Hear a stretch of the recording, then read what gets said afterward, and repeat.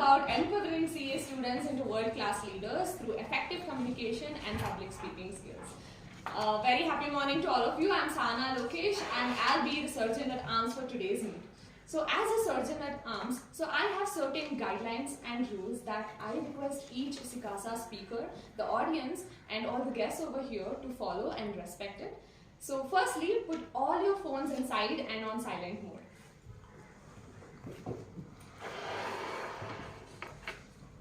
Yeah. Secondly, each speaker coming over here and speaking will put a lot of efforts to come and speak. So I request each and every one who are there as audience, do not move around or do not talk to each other while a speaker is speaking. Please respect them.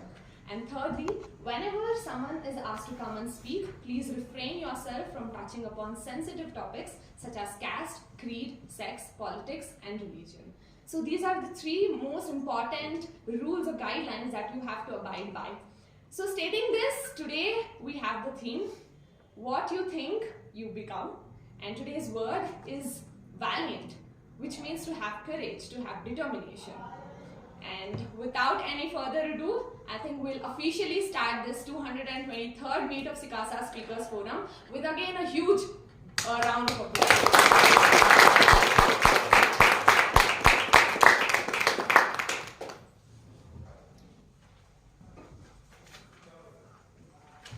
Yes.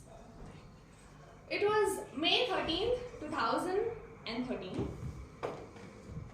She conquered the world's highest mountain peak, hoisting the Indian tricolor. She conquered the world's highest mountain with prosthetic leg and became the first female amputee to do so at the age of 25. Any guesses who she might be? She is Arunima Sinha. Her story is moving, her story is inspiring, and one that instills hope and positivity. Arunima Sinha was born in Ambedkar Nagar in Lucknow. Her entire family was interested in sports, and Arunima would also cycle a lot. She would play basketball and she was a national level volleyball player. But she never thought her career to be sports. She always wanted to join paramilitary forces. She was delighted one day hearing to a call that someone asking her to join for the exam to CISF, that is the Central Industrial Security Force, which was held in Delhi. 11th April 2011. That day started just like any other day for Arunima. She boarded the train from Lucknow, which was to take her to Delhi, except for the fact that she never reached her destination. Luck wasn't traveling with her on that hilarious night. As soon as the train started, a group of 5 robbers tried to snatch Arunima's golden chain. She fought back. She tried persisting them, but those 5 robbers immediately picked Arunima and threw her out of the running train. Arunima hit another passing train before she landed on the railway track. After both the trains passed, she tried to move, only to realize that one of her legs was hanging loose inside her tendon. She was hopeless. Much later, it was found out that on the night of 11th April, 49 trains had passed that spot, where Arunima sat there hopeless, bleeding and crying out loud for help. It was truly a dark night for her. Next morning, some locals spotted her and carried her to the nearby hospital, which lacked even the basic medical facilities. But due to an emergency and in order to save her life, the doctors had to amputate her leg without anesthesia. I think even a small insect bite would trouble us so much, and here a 23-year-old girl whose leg was amputated without medicine. Soon word got around and she was shifted to AIIMS Delhi, where she spent 4 months recovering. Her family, her relatives were feeling sorry for her. They were sympathizing her, but not Arunima. Even though she was devastated initially, she got back that courage. She said, yes, I can do it. On the bed, lying in that hospital, she gifted herself a dream. A dream to climb the Mount Everest. A sport which is much tougher than basketball, volleyball, or joining to a paramilitary force. After she was discharged from the hospital, she right away went to this person, Bachendri Pal, who in 1984 was the first female to reach the Mount Everest summit. She sat in front of Bachendri Pal and said about her dreams. She shared about her aims and goals. After hearing to her story, Bachendri Pal said, child, with a prosthetic leg, you are dreaming about climbing Mount Everest. Let me tell you that you have already reached the summit. Only thing that is left is the world to know the date. Bachendri Pal was the only person after Arunima's family who supported and trusted her. Soon, Arunima started her training. So initially, she said that she would take 3 hours to walk from the road end to the base camp, wherein people would take just 2 minutes to go there. She suffered a lot. She got her training done, and it was this day where she started her journey to the Mount Everest. And of course, even there, she saw many hardships. There were many hurdles that she faced. One point of time, her prosthetic legs came out. Her fingers started becoming numb, blue, and it was bleeding. But she never stopped. She never gave up. Everything she knew is that, yes, she was a handicap physically, but her mind was not handicapped. And she was determined to climb the Mount Everest, not with her legs, but with her mind. And finally, on 31st May 2013, she climbed the Mount Everest and transformed her life story into a success story. Ever after, she climbed many highest peaks all over the continents, and she has won many awards, including Padma Shri. And now, she has dedicated her life into a sports academy and into social cause where she is helping these kind of people to get through with their hurdles and move in their life. There is a quote said by Gandhi. A man is who becomes what he thinks. So what he thinks, he becomes. This was said by Gandhi, and Arunima proved it. Thank you so much. Now, without further ado, let us call upon the captain of today's meet. She is ever smiling. She becomes too conscious whenever some role is given to her. So, without any further ado, let us call upon Sumitra Rajpurohit, the master of ceremony.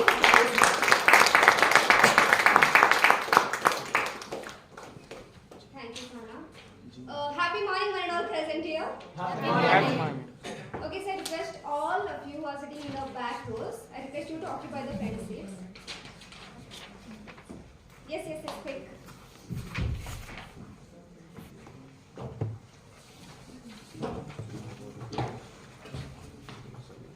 Very good.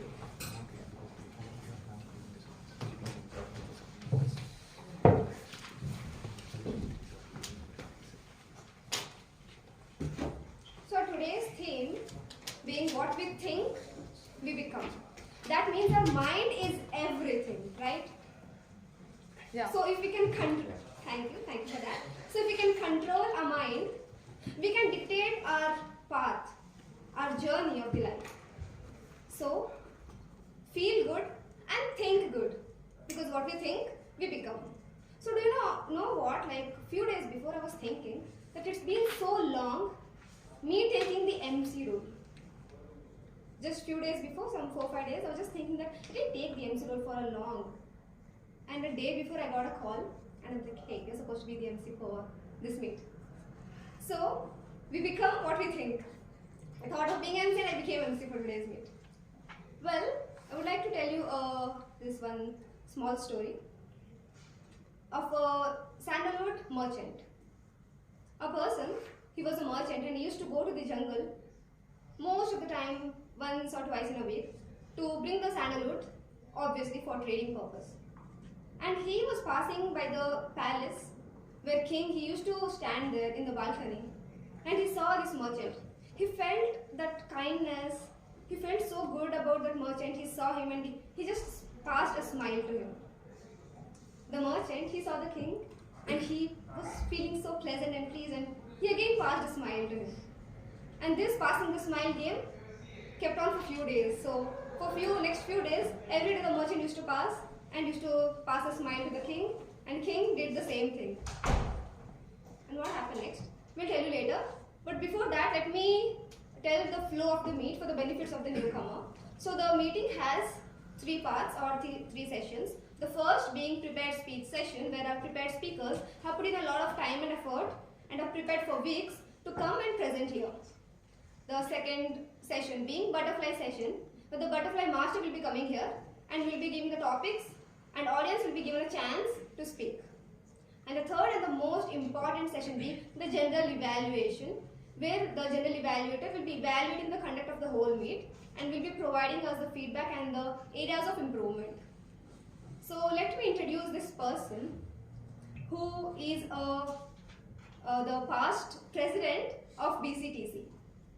He is a chartered accountant and a qualified lawyer, which I always wanted to be.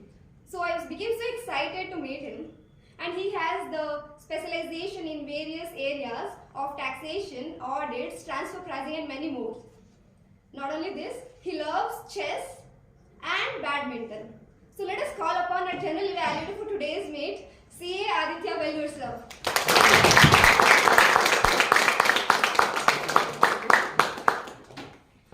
Thank you so much, Sumitra, for such a warm introduction. I'm very happy to be here for the second time at SICASA Speakers Forum. So, as the name suggests, the general evaluator will generally evaluate the meeting. And to do this, I have a tag team which consists of the timer, the arc counter, and the grammarian who will help me in this task. Can I request the timer, Supriya? Given as Supriya, is this different? Sumesh. Does it change? It's the last week's. I'm sorry, this is last week's, is it?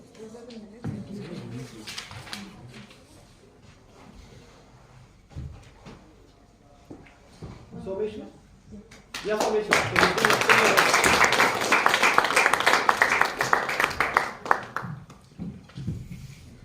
Hello, namaskara. Namaskar. Happy morning to all of present here. Happy morning. I will be timers for today's meet. For prepared speakers, you have to speak minimum of 5 minutes and maximum of 7 minutes. For butterfly speakers, you have to speak maximum 2 minutes and minimum of 1 minute. When you reach 1 minute, I will show butterfly speakers. I'll show this card. At 1.5, I'll show this card. At 2 minutes, I'll show this card. This is the maximum limit, and 30 seconds grace will be given. And for prepared speakers, I'll show 5 minutes card, 6 minutes, and maximum of 7 minutes. And I would like to say, do you know which is the greatest crime? Worst crime in the world? Wasting time. Yes, so always be on time. Let's finish this meet on time. Thank you.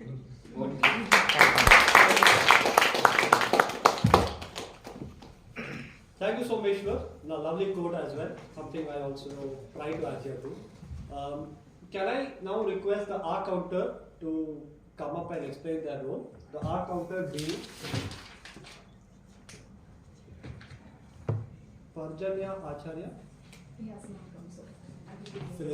in the- So our counter is nothing but the filler word counter. So wherein in your speech you might say repetitive words or repetitive gestures that you might be doing all the time.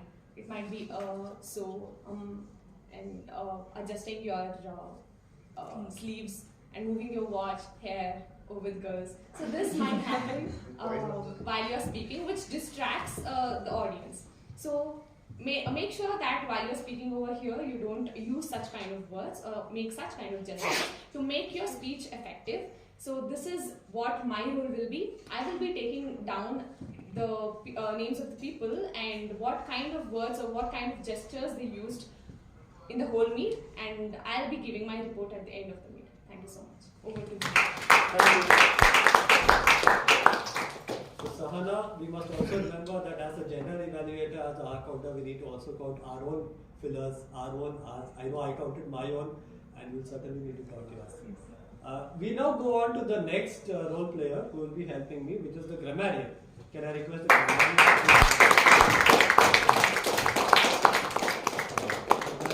Mr. Rahul, please explain your role. Thank you, sir. Good morning to everyone present here. My name is Rahul and I will be your grammarian for this meet. So as a grammarian, my role is to make sure that I keep a track as to the grammatical mistakes or any new words which has been used in this meet. There will be multiple speakers coming up on this stage to present their speeches or to even, I'm sorry, there will be multiple speakers coming up here presenting their speeches. They may be making a few mistakes. They may be using few phrases or words or idioms which might be very different to us. So that will be my job. My job will be to make sure that I provide a report at the end just to show, as my dad says, that English is a funny language. So that will be my report to justify why English is a funny language, because you have a lot of things that you have to look at. The word of the day, as quoted by Sahana, is valiant. The meaning of the word valiant is showing courage or determination. But since the word valiant is an adjective, it can be used in multiple forms. You can say valiancy or valor. So to give you an example from Sahana's speech again, Arunima Sinha was a very valiant person, and that is one thing. And also, I will also be pointing out to those people who will be using the theme, that is what you think you become. And also the quote of the day, which I'm not able to recollect, but somewhere along those lines will also be appreciated. So thank you for that, sir, and thank you so much for the explanation of your role, Rahul. With this, I would like to hand the microphone back to the Toastmaster of the day, Sumitra.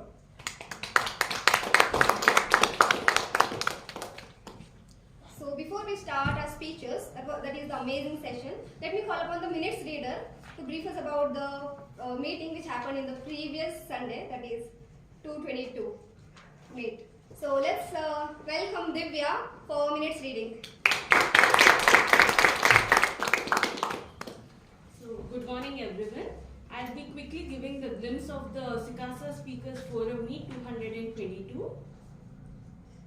Minutes of the 222nd meet held on 19th February 2023. Commencement of meeting. Scheduled time 8 a.m. Actual opening time of meeting 8 a.m. Sergeant at Arms Ayush Lakotia welcomed all the members and he explained the guidelines and code of the conduct of the meeting. He also stated the theme, quote and word of the day. Presidential address. The President Sahana Lokesh delivered the presidential address in an enthralling manner. She spoke on the theme Mahashivratri. She explained about Shiva and Parvati's marriage story. The Master of Ceremonies, Nidhi R, carried forward the meeting in a reminiscent manner. Prepared speeches. Sumitra Raj Purohit gave her P3 speech. She discussed about India's stance in Russia and Ukraine war. Aditya Mandot gave his P7 speech. He discussed about classism in India. Butterfly session. Swati Maitreyi ran the butterfly session in a humorous and engaging way, giving everyone a chance to participate. Current affairs. Sudarshan Iyer oversaw the current affairs part of the session. He briefly discussed the most recent news. General evaluation. The general evaluator of the meeting was Mr. Vishal A. He gave constructive evaluation of each speaker and the entire meeting, outlining the areas that needed improvement. Winners of the meeting. Best Prepared Speaker Aditya Mandot and Sumitra Raj Purohit. Best Individual Evaluator Adarsh Upadhyaya. Best Role Player Apeksha Pai. Best Listener Aditya Mandot. Best Butterfly Speaker Ayush Lakotia. Closing remarks. The President Sahana Lokesh expressed her gratitude to all the guests, general evaluator and participants for attending the meet and making it successful. The meeting adjourned at 10:30 a.m. There were 30 attendees for the 222nd meet. Thank you so much. This was the glimpse of the 222nd meet. Over to MC. Thank you, Devi.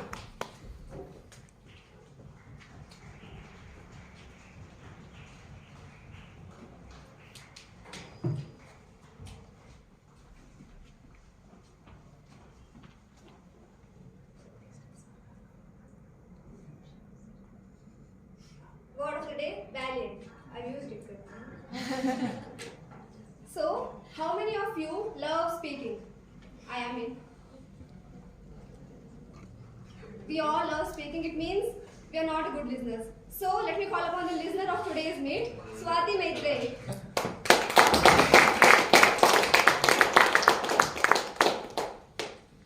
Very good morning, everyone. I'm Swati Maitre, and I'm going to be the listener of today's meet.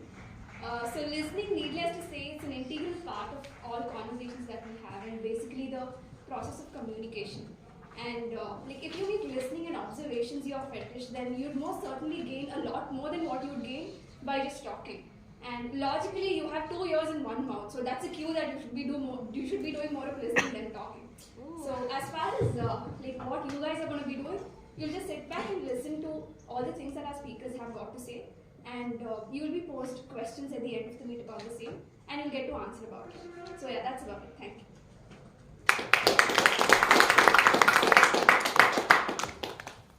So before calling upon the first prepared speaker, I would like to call upon the individual evaluator for P8 project. So let's welcome Siri Shetty to provide the guidelines for P8. Good morning, everyone. Morning. Morning. Okay, can we get the energy just a little bit high? Good morning, everyone. Good morning. Okay, so the essence of a P8 is to use visual aids. As humans, we're very visual. We, although this goes contrary to the thought of listening more, we tend to learn as visual learners. So when we see pictures, when we see graphs and charts, we tend to absorb more knowledge. And that's the essence of this project. It's to use all sort of aids at our disposal. The most current for our generation being PPT or anything that's digital and that the speaker feels most comfortable with. It's the entire sense is to give a speech in an effortless manner using this visual aid and ensuring that the audience takes the maximum of it. So all the best to the speaker, and I hope you guys do enjoy.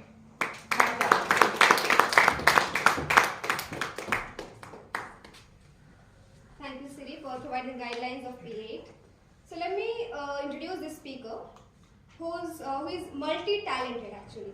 And if you ask me what are his talents, I would say don't ask me, because if I choose to describe him or introduce him with his achievements, I will need more than 2 pages PDF. So let us be ready to be mesmerized by his speech, because he will take you to a whole different journey with his speeches. So let us welcome P8 speaker Aditya Mandoth.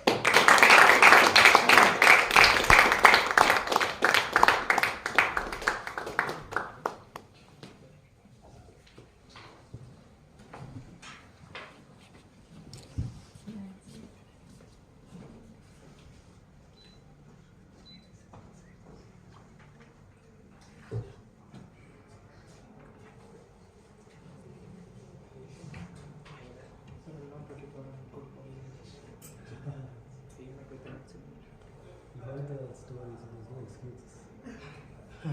He missed it. He missed it for Yeah. Sahanas. Yeah, presidential address.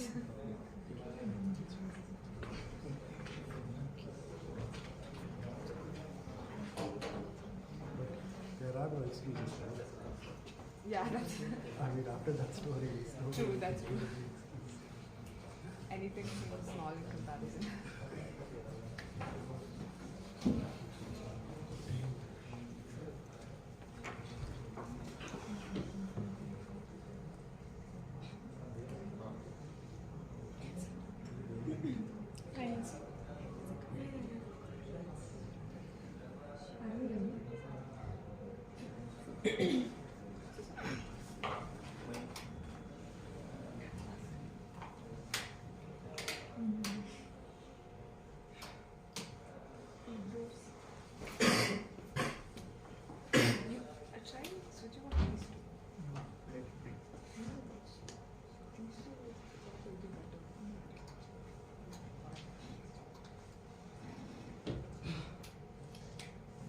So from childhood, I'm so sorry. Thank you. Okay, I'm not really gonna cut body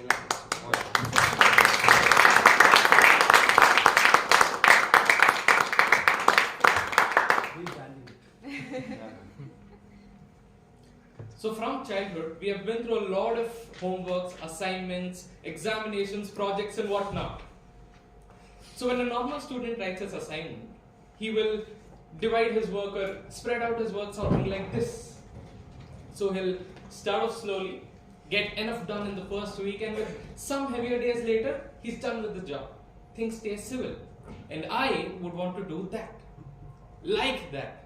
That would be the plan, and I would get all things ready, but then, actually, I would kind of do this.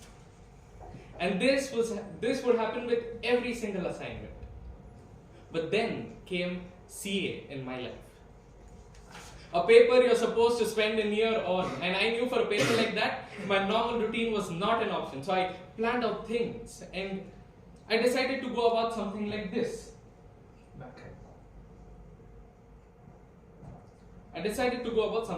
So I would start a flight, pump it up into the middle months, and then at the end I would kick up the high gear. Pretty simple deal, right? But then the funniest thing happened.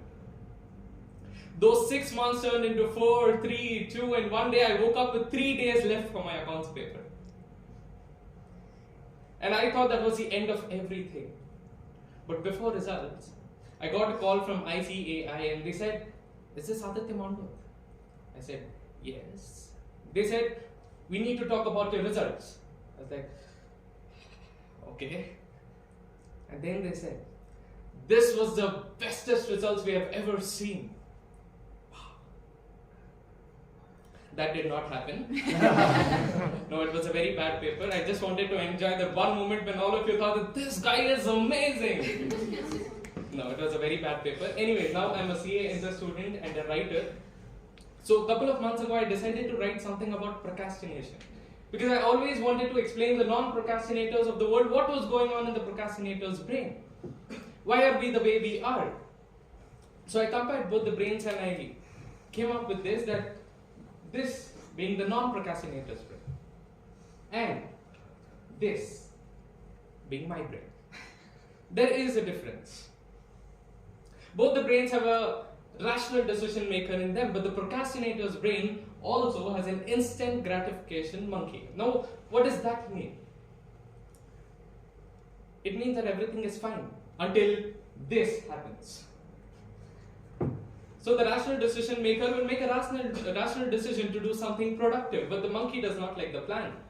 So he says that I'll take the wheel, and then he says that let's scroll to the Wikipedia page and see when Hardik Pandya's son was born because he got married just a week ago.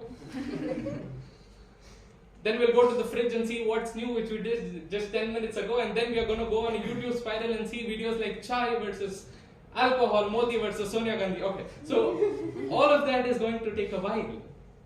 So we are not going to really have time to work on schedule, so I'm sorry.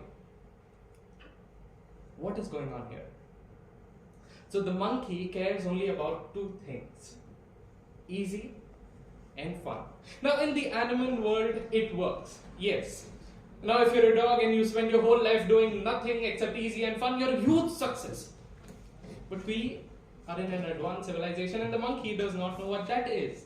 And that is why we have a rational decision maker in our brain. So,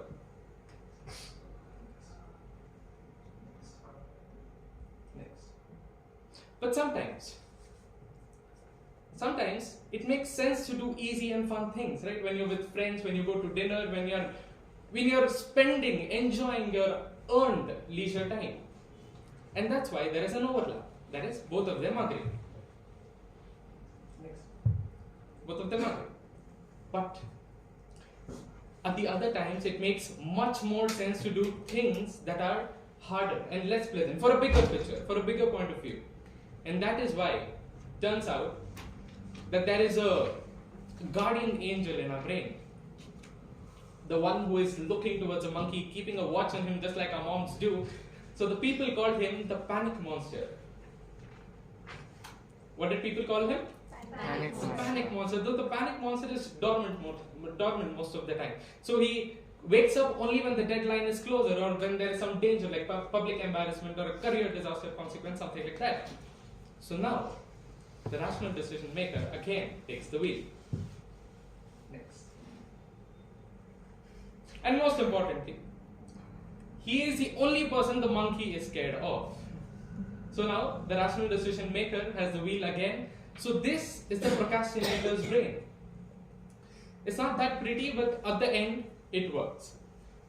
But the problem is when there are no deadlines. Because the panic monster never wakes up, never shows up. And that is why, in the process, I came to realize this one thing, that in this world, non-procrastinators don't exist. That's right, all of us here are procrastinators. Not that you guys have a mess in your life unlike us, but yes, so some of you might have a healthy relationship with deadlines. But remember, the monkey's sneakiest trick is when there are no deadlines. So I want to show you guys this one last thing. I call this a life calendar. That's one box for per week of a 90-year life. It's not that many boxes because we have already used a bunch of those. So we all need to take a long, hard look at this calendar and decide, what is that thing we are procrastinating on?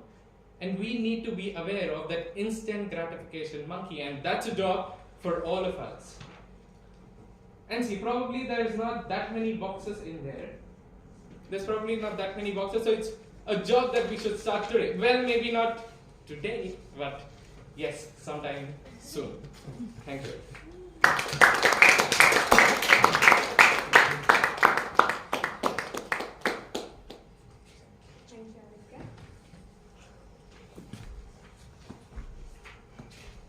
Let him settle down. So that was an amazing speech, and I remember this one thing which one of the teachers in our orientation batch had told us. He said that if I ask you to go and do 10 push-ups or 20 push-ups or 50 push-ups, so will you go and do it right now? Will you be able to do? And some of you might think that, hey, yaar ಮಾಡ್ತಾರೆ 10 minutes agate 50 push-ups. And then he said that, what if I ask you to just go and be in that position?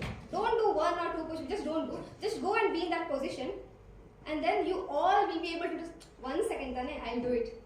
So, the procrastination or anything, the laziness, anything, it's not for the work. It's just to be in the position of that work. So we should think that it just takes 1 second and not the 10 or 20 minutes. So thank you, Aditya, for that lovely speech. So let's have a big round of applause again.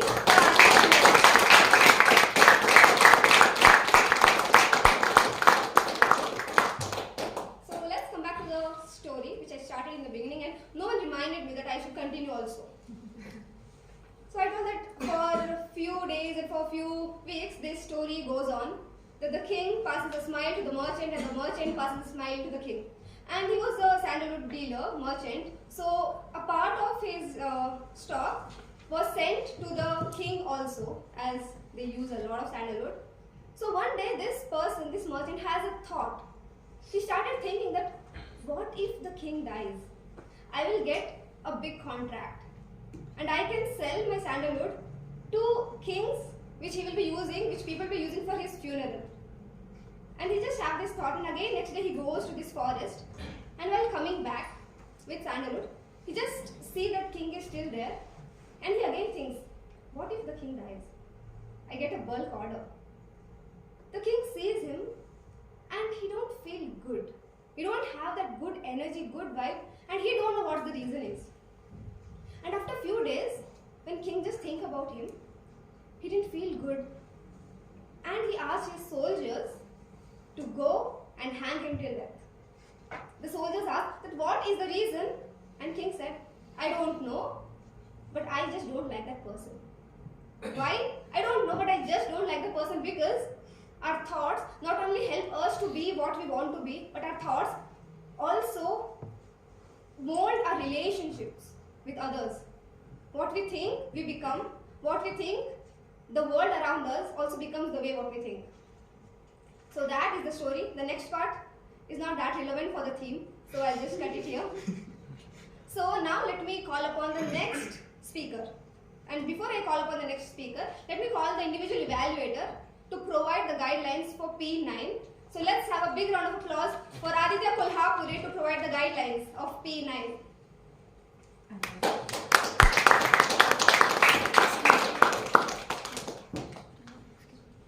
So yeah, P9 speech is all about persuading people, that is the audience, to take some action. So it's nothing but persuade with power is the theme of the heading of this speech. So the speaker has to analyze the audience and speak according to their interest. And he should also use some logic or emotion into his speech which actually connects with the audience. He should also be in a right way considering from P1 till P8, that is the opening, body, conclusion, and the body gestures, vocal varieties. So he has to include all of these in his speech. And lastly, there should be a message that he's giving to the audience which makes the audience think of it and to take some action. So this is the whole point of giving P9. So I hope all are clear with the guidelines, and all the best to the speaker and over to MC. Thank you, Anna, for providing the guidelines. I have something to write on board again.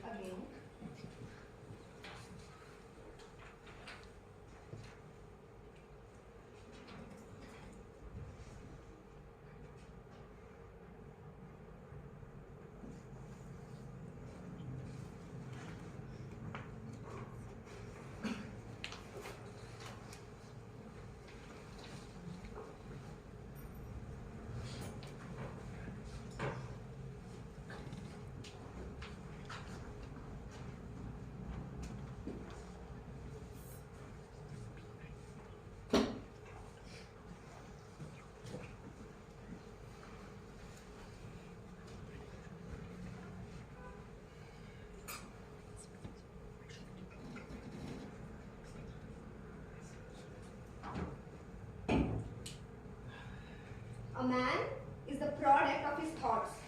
What he thinks, he becomes. Grammarian. Yeah. So it's encouraged, and we wish and we hope actually that you all audience, when given a chance, will be using the word of the day and the quote of the day.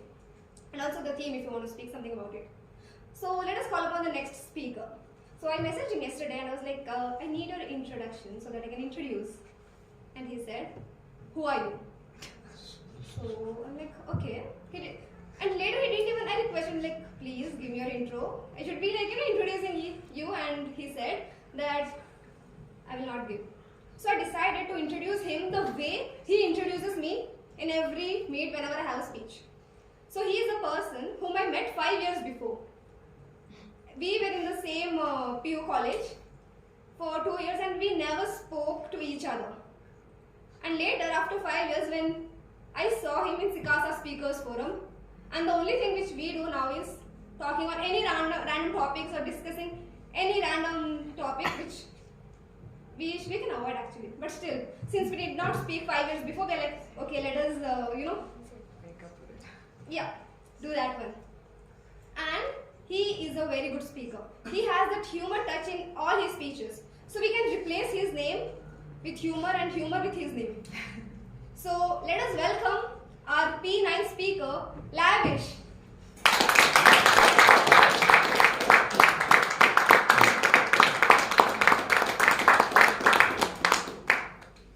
In your childhood, when you all were sleeping inside your home, how many of you thought that fan might fall onto your head? At least once. Yeah, God, right. Well, again, let's come to the childhood. In your childhood, when you were eating fruits such as watermelon or orange, which had seeds in it. Wait, and which had seeds in it. How many of you thought that if I swallow this sweet, then a tree or a plant will start growing into my stomach? You have thought right, at least once. Natural thought. Then, moving to the third part, in your childhood, when you are eating chewing gum, by mistake if you swallow it, how many of you thought that I have to go to the doctor or cut they'll cut my stomach and then something will happen? You have thought right.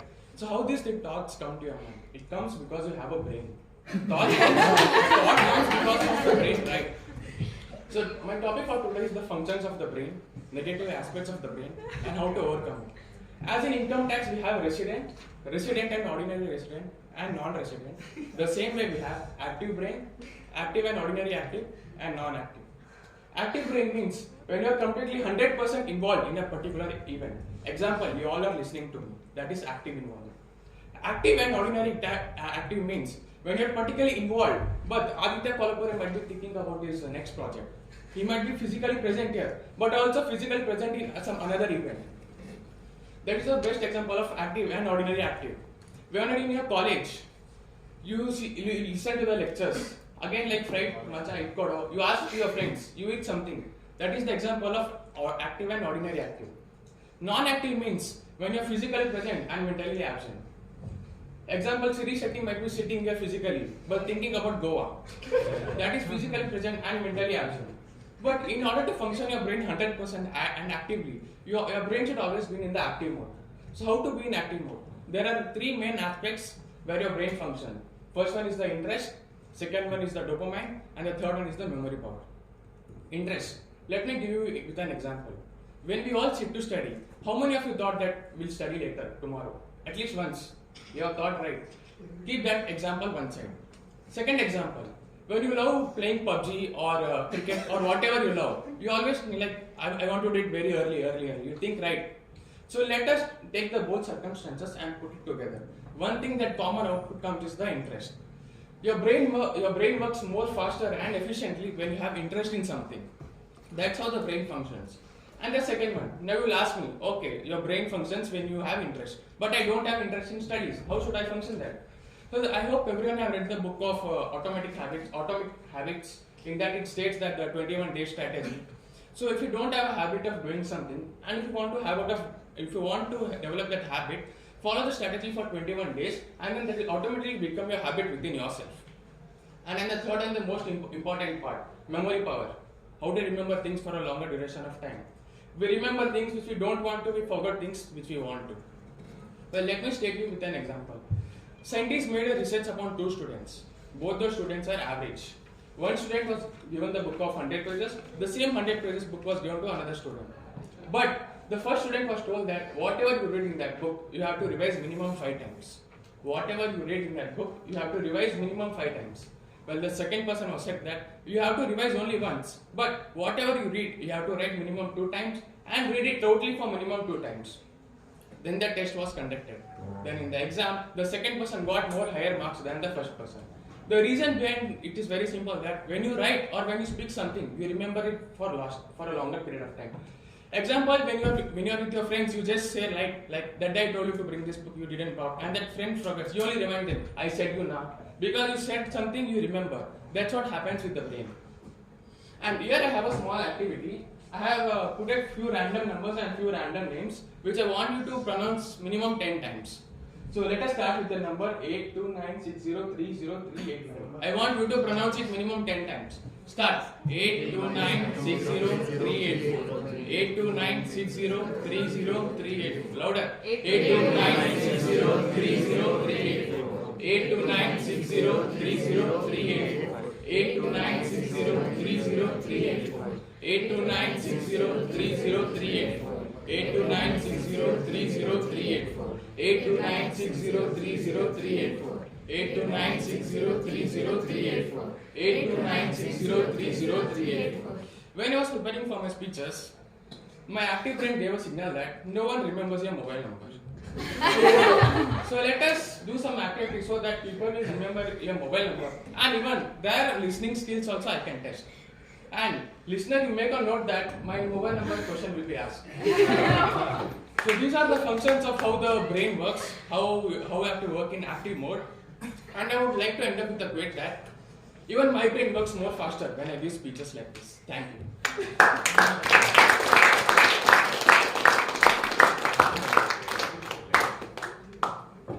Thank you, Lavish. I hope you get a call today. Okay, so now you all agree that humor can be changed with Lavish and Lavish humor, right? Yes. Let's have a big round of applause for Lavish. That was amazing. So next we have P8 speech again, and the guidelines are same as said by Siri Shetty. So let me call upon the the guidelines are same. So the individual evaluator for the next speaker is Aditya Mandot. So I call upon this person for her speech. She is so amazing speaker. She gives such amazing speeches that you will be lost and you will feel as if a CFO herself is here to present her ideas, and she will make sure that you buy her ideas. She is just a mesmerizing speaker, and she speaks so effortlessly as a profound speaker. So without further any delay, let me call upon this speaker, Siri Shetty.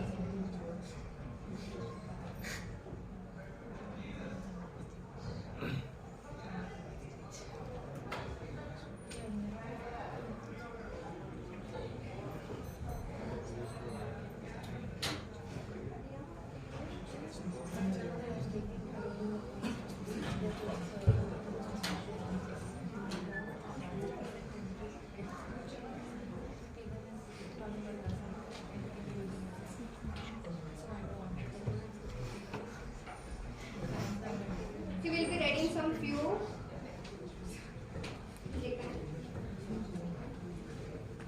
So you all heard Sahana's speech, right? Can you tell me the name of that person? Arunima Sinha. Arunima Sinha. Sinha. Thank you. Like I couldn't focus at that time, so I could just hear Arunima because I was like wondering, oh, I know this person, so let me remember. I was like, is it Arun? And she's like Arunima. I'm like, yeah, I was right. I couldn't just tell it. So let us do a quick activity. So as a grammarian, we'll be giving brownie points for using the word and the code. So I want grammarian again to pronounce the word of the day and tell the meaning, so that they have a better, Yeah, understand. Sure. So again, the word of the day is valiant, which means showing courage or determination. If I were again use it in the form of a sentence, I would say we can take all of the kings in the past, because every king in the past was a valiant hero. It basically demonstrates a sense of heroism, a sense of leadership, courage. So that is, I guess, that's the word of the day. And yeah. Do you found some 2-3 different sentences? 2-3 sentences. I can say MS Dhoni is a valiant hero. I mean, in the sense that he's very calm, he's very poised in a situation which requires him to do so. He may not display signs of aggression and all of that, but the fact that he's calm and poised may also show that he's a valiant human being. Apart from using the word in its literal sense, that is valiant, I can say that a person can also display a sense of valor. That is, for example, if somebody, let's say somebody made a first speech, because some people will be doing that today. So, for example, Mr. ABC showed some sense of valor by going up on stage and trying to speak. So that's one more way of putting it. So valiant, valor, valiancy. Since it's an adjective, it can be used in multiple forms. So yes, MC. Thank you, Gramejan. I hope you all will be showing valor. I hope it's right. Yeah, that's true. And will be volunteering in the next butterfly session, because I always use this one quote that fear kills more dreams than failure ever does. So you have this 5 to 10 minutes of time to actually prepare yourself mentally that you will be volunteering. It doesn't look like anybody's notion of. So you'll be volunteering whenever the butterfly master will be coming here and will be providing the topics. So we can hope that, right? Yeah. So let's have a big round of applause for all of us for being here and we'll be taking part in the butterfly session voluntarily. So let us clap for ourselves before we are taking any initiative. So yeah, let's have a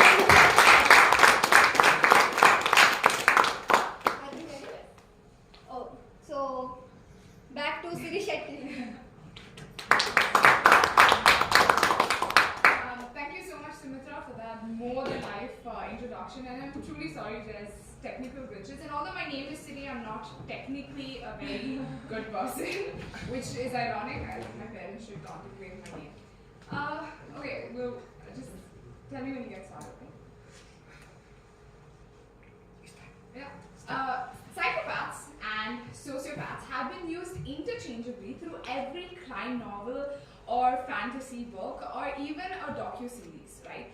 Think of Dahmer, think of Norman Bates during Psycho, or even someone like Hannibal Lecter. These two terms are nothing but psychological terms that describe the violent monsters born from our nightmares. Now, it's fortunate that you're very likely not going to meet the next Hannibal Lecter, but psychopaths and sociopaths actually live in our society. They often hide themselves because of probably a lack of social awareness or this ongoing stigma, because what is portrayed in literature and pop culture that's collectively etched into our consciousness, the words burned as these irrational, completely erratic individuals is simply not true.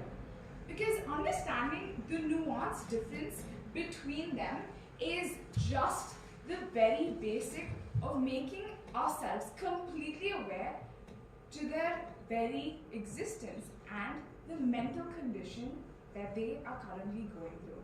So, as my favorite character from one of my favorite series and book, Sherlock Holmes said, do your research. So that's what I did. And to ensure that you guys don't, I thought, why not present it? Because we're a society of individuals and it's our duty to be socially aware of things even beyond the realm of accountancy. So, good morning, ladies and gentlemen. If you haven't gotten a clue as to what my topic is for today, it's psychopathy versus sociopathy. And my name is Siri Shetty and this is my Project 8. So, while you look up these two terms on the Diagnostic and Statistical Medical Journal, you'll find out that there's no hardcore definition. In fact, these two come under the umbrella term of ASPD, which is Antisocial Personality Disorder. The essence of, or the cause of antisocial personality disorder is what I want to elaborate. The first one we have is genes and biology. By every sense, it's been proven that 39 to 68% of all ASPD cases arise because of genes. That means a schizophrenic mother is very likely to pass on the same mental condition to her child. Even if you're a carrier, it's very likely that your child would be born with a mental condition beyond your control. So next time, when your parents bring up the topic of marriage, don't ask for the kundi, ask for him to do a DNA test. Because that's the surest way to ensure that your kid doesn't get this sort of disease.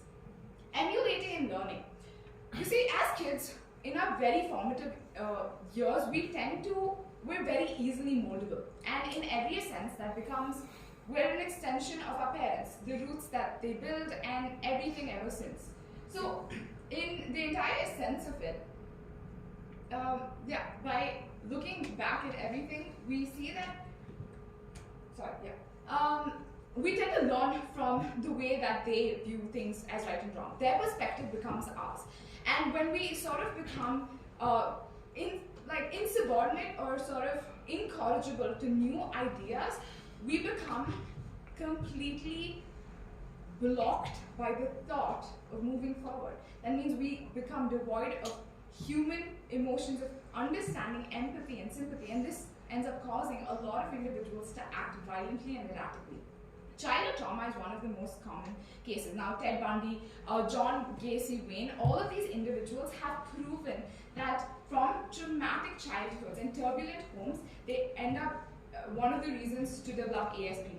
And the last one is, of course, very biological, something that's beyond the scope of a mere non-science student, is the loss of our prefrontal cortex, the very part of our brain that rationalizes everything as to why we do something, what is it we're doing, and whether it's right or wrong is in the prefrontal cortex of our brain. The minute this is essentially taken away, we don't have that blurry line of right and wrong. That line between right and wrong becomes extremely blurred. So let's move on to the clinical differences between psychopaths and sociopaths. Like I said, the entire concept of this ASPD is an umbrella term. It ranges in spectrum. There's a myriad of personality disorders that come along with it. But I want to give importance to, like at the very beginning, these two personality disorders in specific. The first one we have is emotional stability. Psychopaths by nature are more emotionally stable. They're very cool, they're very calculative, calm in all their situations. We have a saying in psychology that goes around cold-hearted psychopaths and hot-headed sociopaths. So by nature, sociopaths are very impulsive. They're very reactive to their surroundings. They don't really think, they just act, and then they rationalize the act once it's been done. So this also tends to connect to your criminal tendencies and your social relationships. By nature, psychopaths can't have stable connections. They simply can't. So what they end up doing is pretending to have relationships for the purpose of society. These are very shallow for the purpose of someone as simple as Sahana could be pretending to be your friend only to get her way. Because by nature, not that she's a psychopath, but by nature, psychopaths are extremely manipulative and deceptive. Sociopaths, like I said, are very impulsive. They don't know how to maintain that basic instinct of relationships. Because they're explosive, they can't maintain it, and by nature, their social interactions are also less. The key difference between both these two individuals comes down to the essence of conscience. You know that tiny little voice inside your head that tells you you're doing something wrong? The minute you probably cheat on a test, you say something hurtful to somebody, and you do feel the sense of guilt. That's completely devoid in psychopaths. They don't have the fear of consequences to their act. The only reason they're very calculative is to avoid detection for their criminal activities. But sociopaths are very explosive. They're so erratic in their behavior that when something instigates them immediately, it's very likely to trigger a reaction, and therefore they're likely to get caught far more easier. So in terms of the spectrum and range, there is a difference. However, when you look at it in a broader sense, psychopaths are far more potent to society than sociopaths are. Of course, this entire chain and the entire concept is concentric because sociopathy and psychopathy come together. I've chosen one of these videos that I'd really like to show.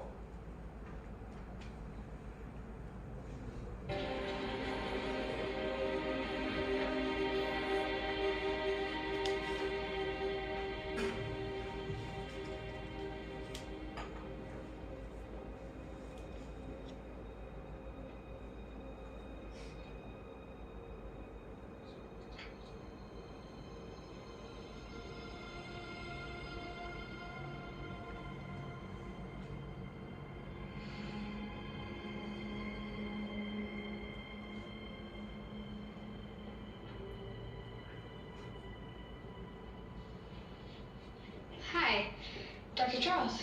Hey, Griffin. Where are your parents? Dad went to get some pop. Mom had to go to the bathroom. Oh. What'd you find? Nothing. I thought I saw you pick something up. Oh, a button. It's that lady's. Oh, the one who got hurt. Uh-huh. What you gonna do with it? Give it to the nurse so the lady can get it back. I'm not in trouble, am I? No. But you know what? Let's find Mom and Dad. It's kind of a scary place. I'm not scared. No? I want to be a doctor. Really? Why that? The knives. What? To help people. There you are, honey. I told you to stay put. I got bored. Okay, come on, let's go.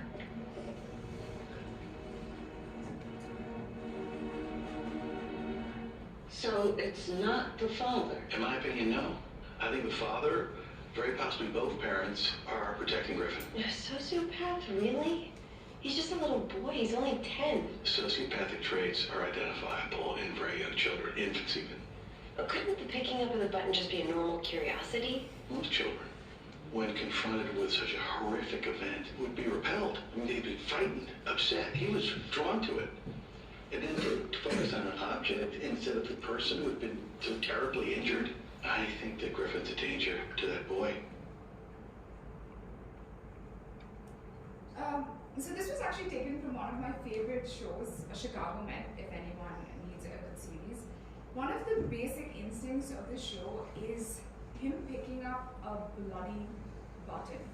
You see, the first instinct whenever we watch movies like KGF or anything that's violent is a part of us does feel uncomfortable. Violence by nature is not something we're drawn to. We move away from it.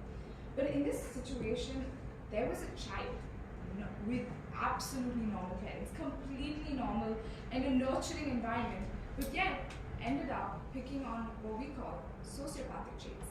These individuals are incredibly charming. They have the ability to convince someone that they aren't in the wrong. And it comes from, unfortunately, biological means. The next one, I'm pretty sure all of you have come across this name, Ted Bundy. If you are or not on Netflix, this is a definite show that you should watch because it truly breaks down human psychology to the very crux, and it still gives me nightmares even today.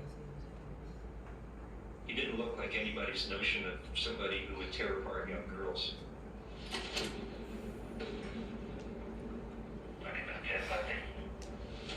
I've never spoken to anybody about this, but I am looking for an opportunity to tell the story as best I can.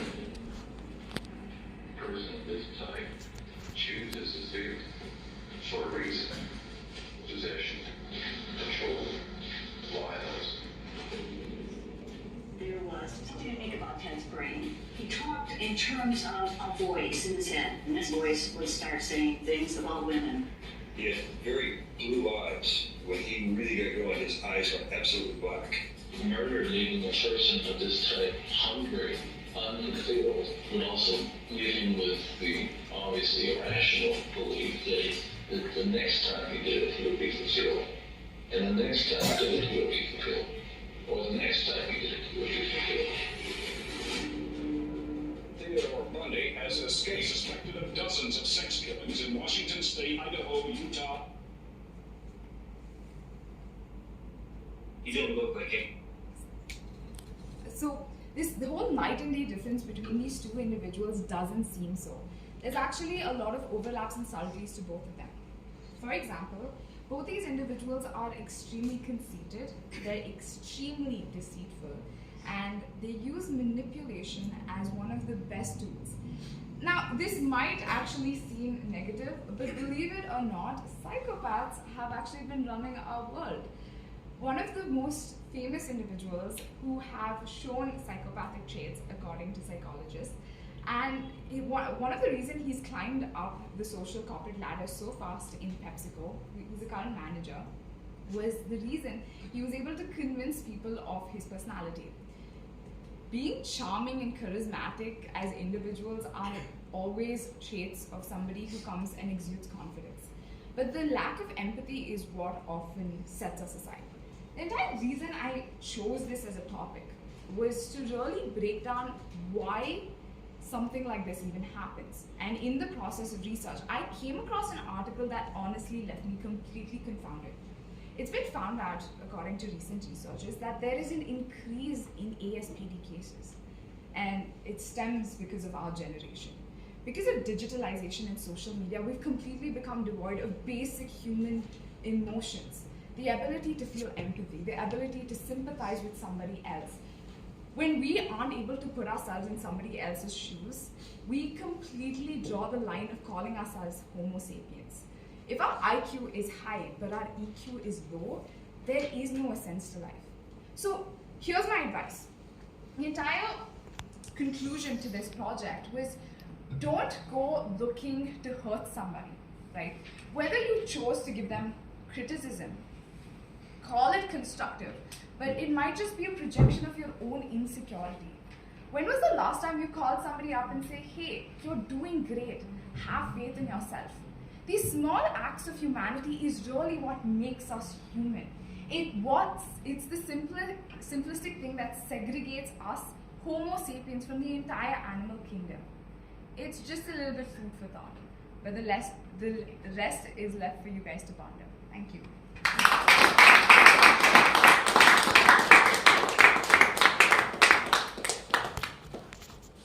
Sociopaths versus psychopaths. Amazing, seriously. That was an amazing speech and amazing PPT presentation, to be honest. Let's have a big round of applause for Cindy.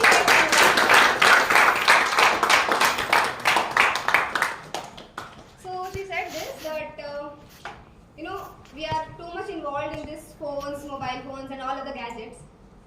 And that is reducing our humanity, humanness, our feelings, our emotions, kindness. In short, this is what our mothers tell us. Phone ko aag mein dal do. Best thing, right? So now let us call upon our next speaker. So again, you remember lavish speech, right? Lavish speech, you remember? So that was project 9. And we have one more project 9. And as you already know the guidelines, I would directly like to call upon the speaker. So this speaker, he has this art of dealing with speeches. He has this emotional connect in all his speeches. He has this drama and suspense. And moreover, he is fond of history or historical stories. Or to be more specific, historical love stories. You remember the greatest love story ever? He gave a speech on that topic. And he loves to be called as handsome. Wait, there's an amendment in this. Now he loves to be called as cute. So let us welcome Aditya Kolhapur for his story.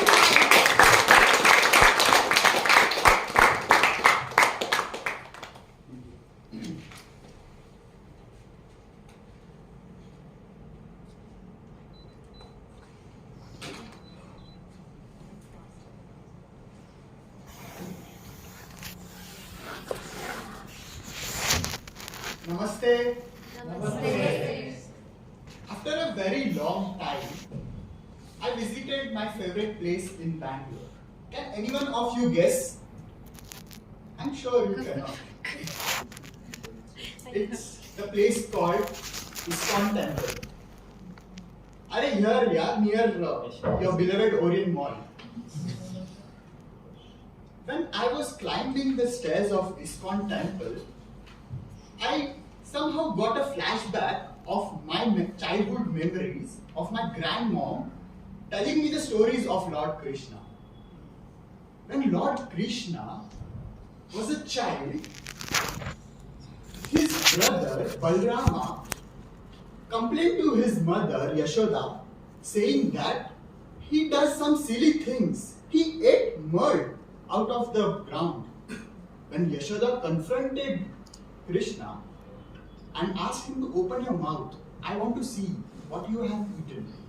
When she saw what was in Krishna's mouth, she was mesmerized, astonished. She could see the universe itself in Krishna's mouth. Now, this is a very big lesson from Krishna's life. We all communicate with the children and also think that we put them down. We take all their actions very silly. I know they are innocent. Children are always innocent. But sometimes they give the life lessons to all of us. They say that a mother gives birth to a child. But I believe with every birth, there is a birth of a mother. With every child, there is a birth of a mother. Similarly, there is a very interesting episode in Mahabharata, which is also connected to the life lesson of Lord Krishna. Krishna tells us the importance of friendship and how the right kind of friendship helps in our life. There was an episode in Mahabharata where Dronacharya and King Drupad were studying in the same Gurukul. In the same Gurukul, they completed their education and King Drupad went on to become the king and Dronacharya went on to become a teacher. When Dronacharya visited Drupad's kingdom, he was insulted and disrespected and set out of his kingdom. Dronacharya was very angry. He thought, I will take a revenge.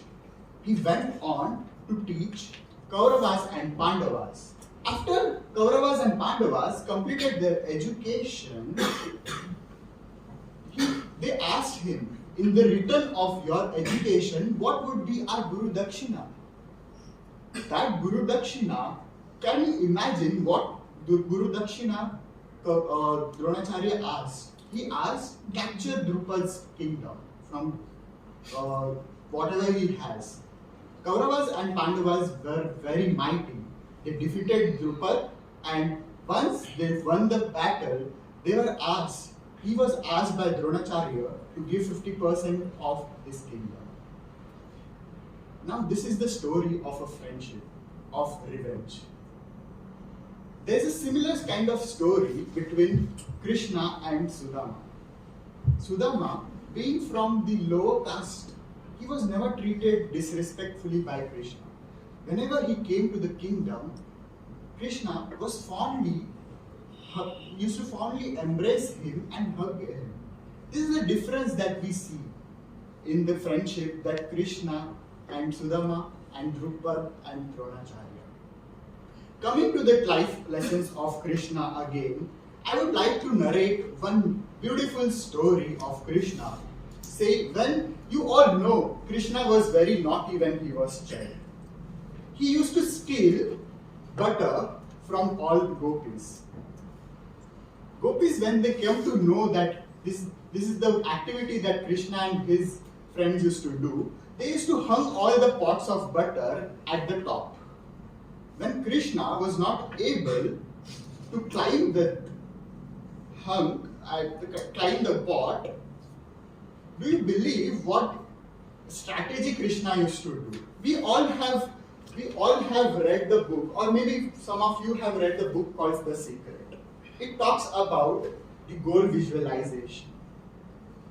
Krishna, long back, has an idea of visualizing whenever any problem comes to his mind. Now, the goal of Krishna was to get that butter. How we would get it? This is what we can learn from Krishna's story, is team building. We all play in Krishna Janmashtami Dahi Handi, right? This is what he came up to this solution. He collected all of his friends, and he started climbing each and every friend started climbing the entire dome of the people, and then from the topmost position was obviously Krishna, and he used to steal it. So this is how we have to look at the problems in our life. We have to always visualize.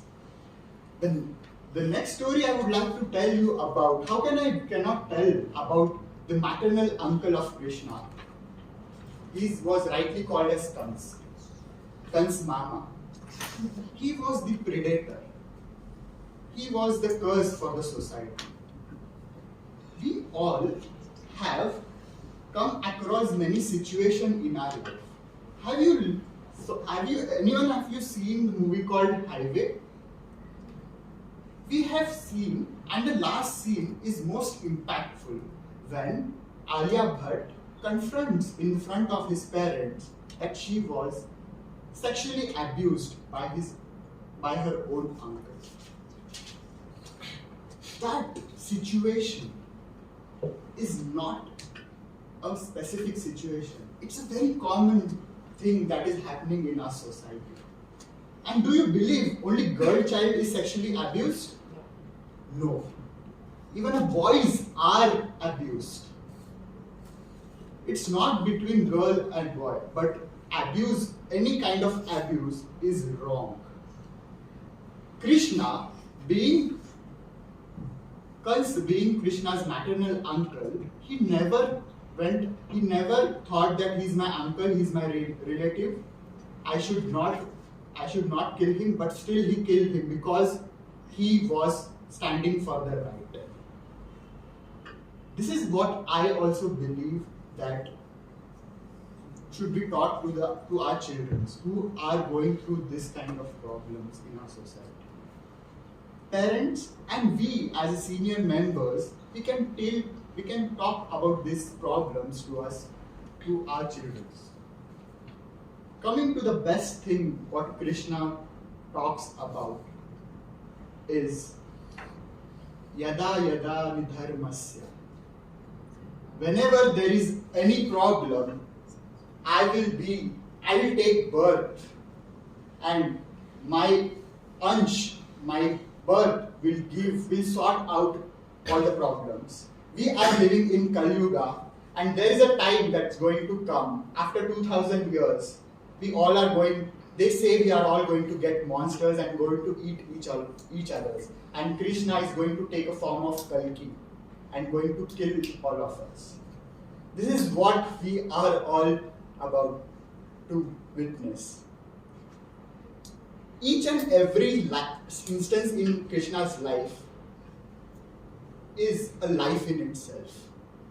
There's so much thing that I can talk about, but I can only say that talking these things may or may not make a difference to you all of you, but it really makes difference for me. Thank you.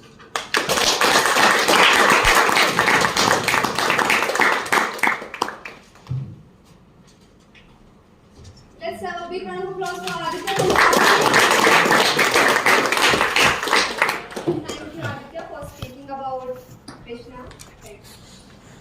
It makes difference to me if someone chooses such topics. So now the wait is over and it's time for butterfly session. So next 10 minutes will be yours. So let me call upon the speaker. So he was a topper in his school and in his college, and he loves playing cricket and is really good at playing cricket and chess. And he speaks a lot. And today he chose not to speak and will let others to speak in his own session. So let's call upon Shiv Shankar, the butterfly master for today's meeting.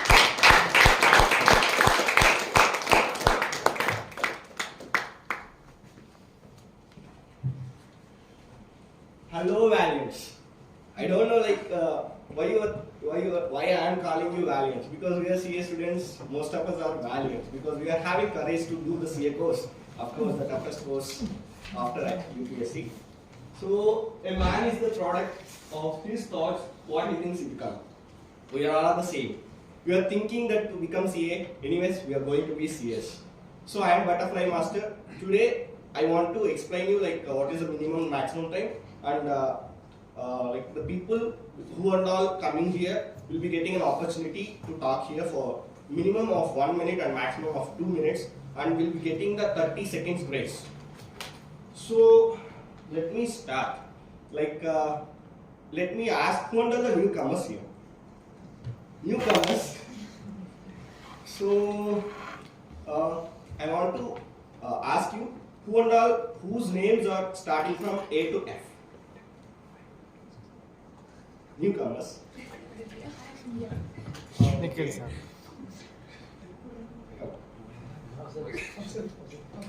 Come sir.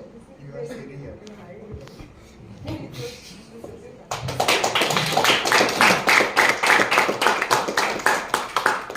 So I want to make it somewhat remembering your childhood also.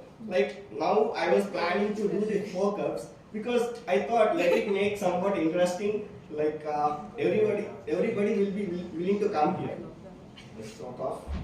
So as we are CA, studying CA, I just want to make it related to our profession. So I am choosing I am asking you what you want to choose. Asset, liability, income expense. Asset. ASSET. What do you want to choose? Accounting, statutory audit, start practicing, start a company. Start a company. Accounting. Yeah. So you got a 7. It's fun, you. We want equality in society. You can talk about 1 minute to 2 minutes. If you don't like, start on the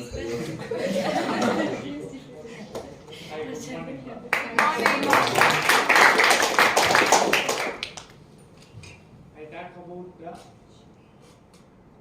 all are equal in the society. There are many types of reservations are there in society. In that, government jobs is very difficult to select because of the reservation.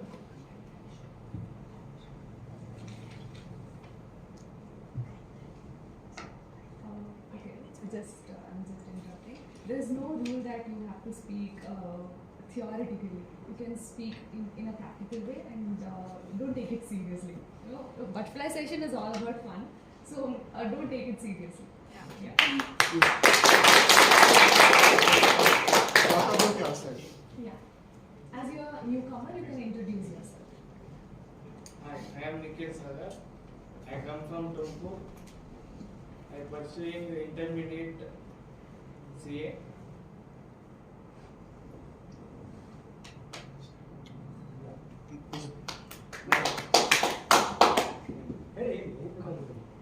My goal is Yeah, you can say it. You can speak in it.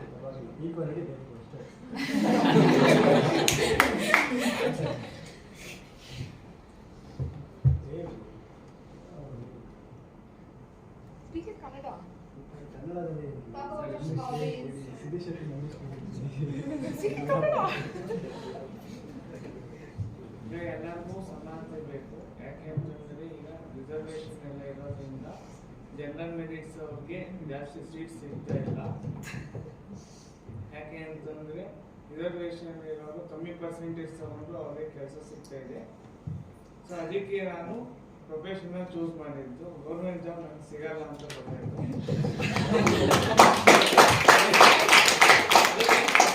ಅಂದ್ರೆ ನಾವು exam ಬರೆದು pass ಆದ್ರೆ ನಾವು professionals ಅಂತ select ಆಗ್ತೀವಿ.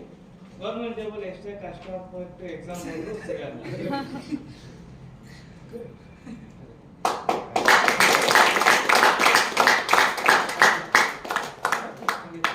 Very good.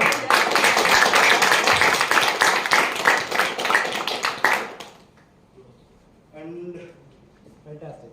Yeah. Good. after that, G to M. Who's next after that? G to M. No. Surname. Okay, A to F. Newcomers. Ariana. You can.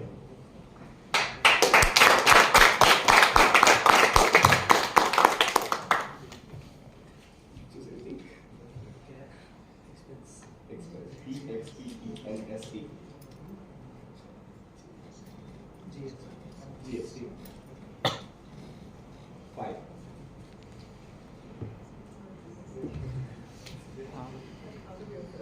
Speak about your opinion. All the best.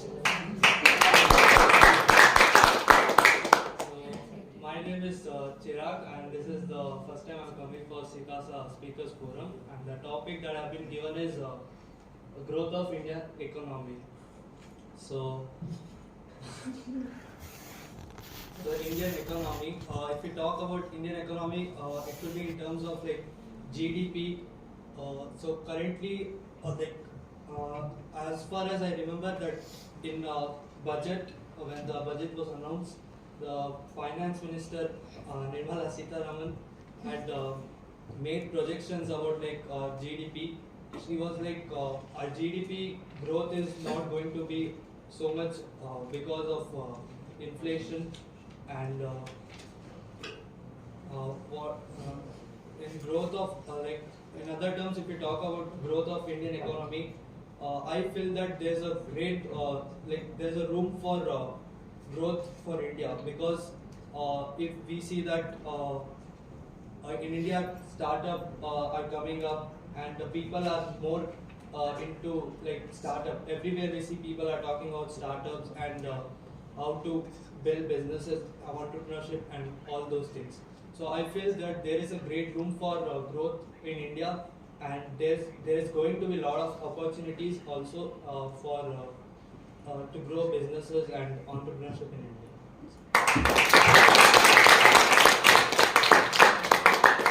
Sorry for everyone, I can't play this thing again and again because there is some time constraint. Also, let me call the people directly so you can come.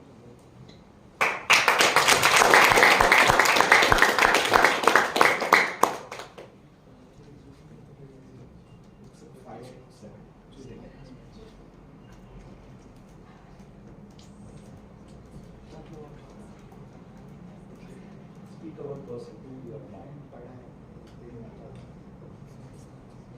So, yes. So, hi everyone. Hi. Hi. I'm Sanjana, and I'm doing my articleship currently in SPU, same with AMME LLP, which is in the next building itself. And yeah, that is about myself. So, the topic that I got today is the person who I admire. So there are actually so many people I admire. There are some people in the session itself. I am so impressed by the speeches that I got to listen today. So if I have to choose one person, it will be my mother, and it is very personal and emotional thing to me to speak about her. She's a working woman, and she was married and she was graduating, and after getting married, she has done BCom, CS, LLB, and she's currently working as senior manager in a Grameen bank, which I'm really very proud of. And what admires me the most is she balances everything perfectly. Actually, I find no flaws at all. Maybe it's because I'm her daughter or something, but I really find no flaws in the way she manages her life, work-life balance, pressure from office, household chores, be it anything. And I would always want to be a person like her. It's not only about her work or the way she works, it's also about her personality, how she has brought me up, how she has always made me realize my mistakes. She scolded me when I'm going wrong, and she's given me enough praises and enough gratification so that I can think good about myself. So wherever I'm standing today, or whatever little bit I've achieved, I'll always dedicate it to her. Yeah, that's all.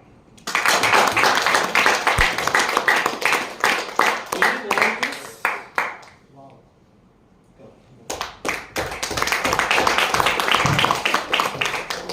Topic? You can choose that topic.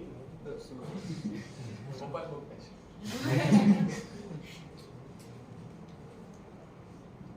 View on today's advertising. First of all, happy morning everyone. I am Naman here.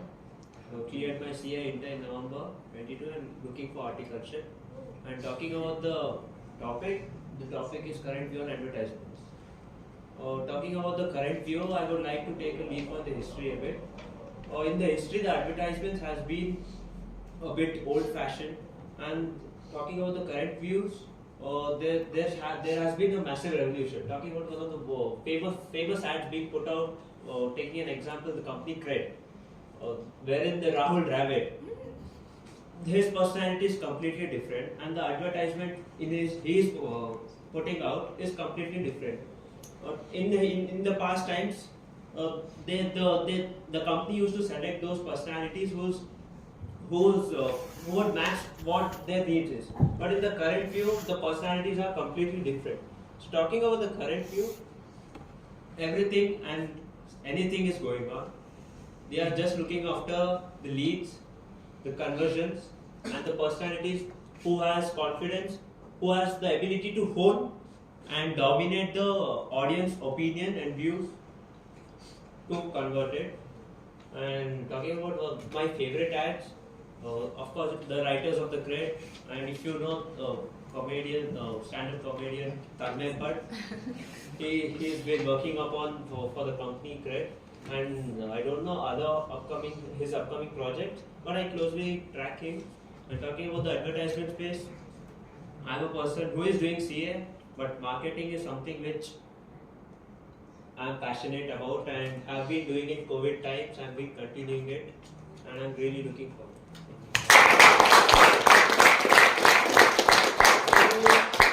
I want to end this session after giving an opportunity to the last volunteer. Any volunteers here? Come please.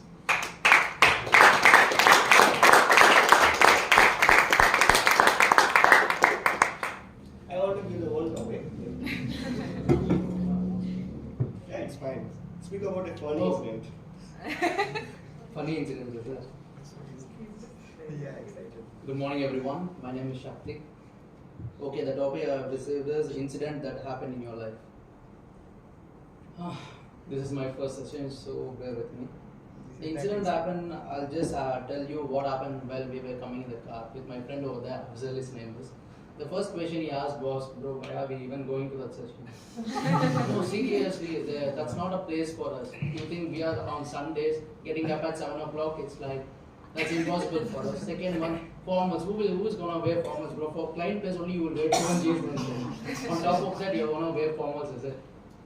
Ultimately, I'm here. Okay, then what happened, Tell.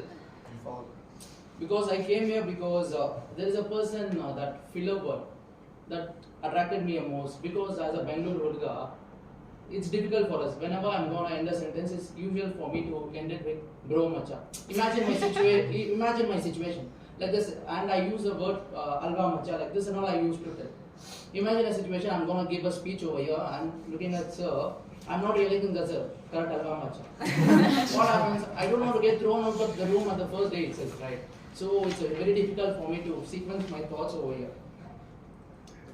Then for the answer why I'm here, there is a poster stuck in my room of a Buddha. Only that poster I have. I don't have any fancy posters at all. It tells that your mind is everything. What do you think you become? When the topic came also, what do you think you become? So I called him yesterday. Bro, we are going. Bro, last week only we decided that we are not going to go there. Then why suddenly change of plans? Then I convinced him with only one word. Thanks for that, Swati. And I messaged her that, and she wrote paragraphs like 14 marker ones, explaining the things and all. First, thanks for that. Second, thanks for, I called him, I convinced him, bro, Swati is a Mallu girl. Bro, I'm coming there for 7:30. Simply for that.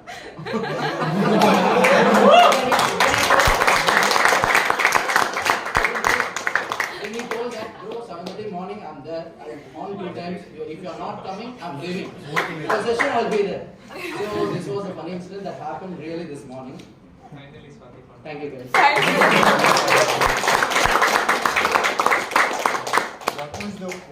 So I want to end this butterfly session by again mentioning those words. After asking about the recent views on advertisements, I got one idea. Rahul Dravid. He is a valiant that he chose cricket and he became the one cricketer. So also he said one thing. He thought to do CA, but as it is so tough, he thought to become a cricketer because that is easier than becoming a CA. A man is the product of his thoughts. What he thinks he become. Rahul Dravid. Thank you. Yeah.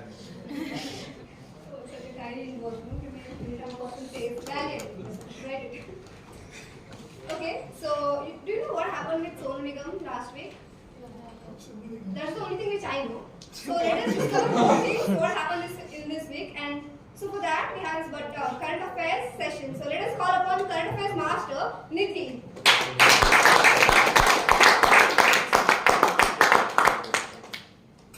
Good morning, everyone. Good morning. I'll be giving a glimpse of the important current affairs points in this week.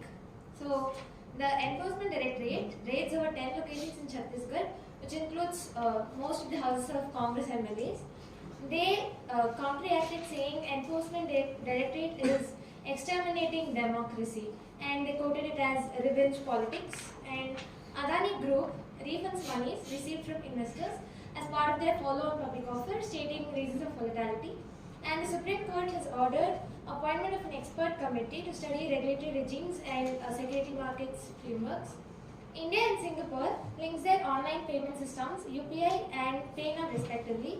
This is the first of its kind collaboration. And then Joe Biden paid an unexpected visit to Kyiv, meeting Zelensky, and announced a $500 million aid for high mobility ammunitions. And India abstained from voting in the UN resolution which was proposed by Ukraine for calling Russia to take back the war or invasion again. And Joe Biden to hold a meeting with the NATO leaders to mark the war anniversary of Ukraine. And in return, Putin would meet thousands of people at a concert hall in Moscow. And there was 1 minute silence that was observed in the UN assembly marking the anniversary of Russia-Ukraine war. And Spanish Prime Minister meets Ukraine leaders to show his support. And he promised to send about 6 German-made Leopard 2 battle tanks, and Finland's defense minister confirms 3 Leopard 2 battle tanks for the same. And Supreme Court ordered a compensation of 10 lakh rupees and 2 lakh rupees respectively to those who are deceased and injured because of the Morbi bridge's collapse that happened in Gujarat last year. Because after SIT's investigation report, it was known that the reason for this collapse was low maintenance and repairs by the Oreva group. And Supreme Court refused to hear a plea to discuss the grant of menstrual leaves for working women and female students, and the CJI, Chief Justice of India, quoted the reason saying this is not in the purview of their jurisdiction and they'll have to approach the Union Minister of Women and Child Development for the same. And the petitioner told that, the intervener told that if this matter gets approved, then employers will not be encouraged to hire women employees, and that's the reason they don't want this to happen. While the petitioner confronted this saying, this is just a violation of Article 14 giving reasons for federalism and state policies. And Prime Minister calls upon stakeholders to invest in the country's renewable energy. He compared it to a gold mine. And it's confirmed that Riri will be performing in the Oscar stage this year. She'll be singing Lift Me Up from Pink Panther, Wakanda Forever soundtrack. And ahead of Dada Saheb Phalke Awards, Kangana will not give out her own list of awardees, calling out nepotism. And it's also a moment of pride for all of us that Rishabh Shetty was awarded the most promising act of a Kantara. And BBMP has launched Kata Armona, calling out owners to register their properties. And olive oil in coffee, that's what Starbucks has started Olito in Italy's outlet. And there were about 37 earthquakes in Turkey in the last 3 days. It crossed the mark of 44,000 deaths since Feb 6th. And last week, continuously, we could see, if anyone has observed, Moon, Jupiter and Venus, all three are shining in the night sky. And on March 1st, this conjunction is going to happen where they'll be in the closest way possible. So don't miss out on this. Thank you. So let's big round of applause for Nidhi. Kangana is now very short section. Okay, listen. It's time to call upon listener to test our listening skills. So please welcome Swati Maitrey.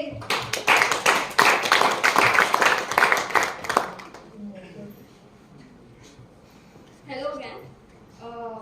Not that it matters, but I'm not a Mallu.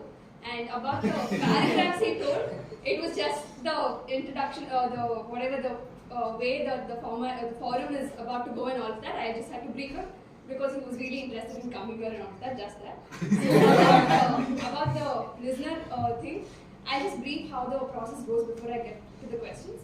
Like the minute I ask a question, you all are supposed to raise your hands, and the first one to raise your hand will get an opportunity to answer. And ultimately, three of you will be selected, and you all will get one last question, and that person is going to be the best listener. That's the best part about this session. Without having to come over to the dais and talk and get embarrassed or whatever, you can still bag a prize, just like by listening and judging the speakers, and that is all about it. So yeah, I'll get on with the question. The first question, how old was Arunima Sinha when she met with the accident? 25. Sorry. Oh no, that was 23. 23. And then the second question, guys. The second question, guys, please maintain silence. The second question is, what are the 3 objects that Lavish gave a reference of at the start of his speech? Activity, that one again. No, objects. Objects, the income statement, ordinary resident. No. Okay, I'll move on to the next question. Wait, tell us the answer. It's fine. Okay, the answer was fan, seeds, and chewing gum. Okay. So the next question, what is the full form of ASPD? Antisocial personality disorder. Your name? Chirag. Okay, so it's Shiv Shankar and Chirag as of now. There's one last person who you complete with it. So the last question is, the clips of which shows were presented by Siri? Both the questions are Chicago. Sorry? Chicago, that's right. Yeah. And the other one? Ted Bird. Yeah. Naman. Okay, now the last question is just for Naman, Shivshankar and Chirag. Yeah. A panic monster is dashed most of the time. Government. Oh yes. The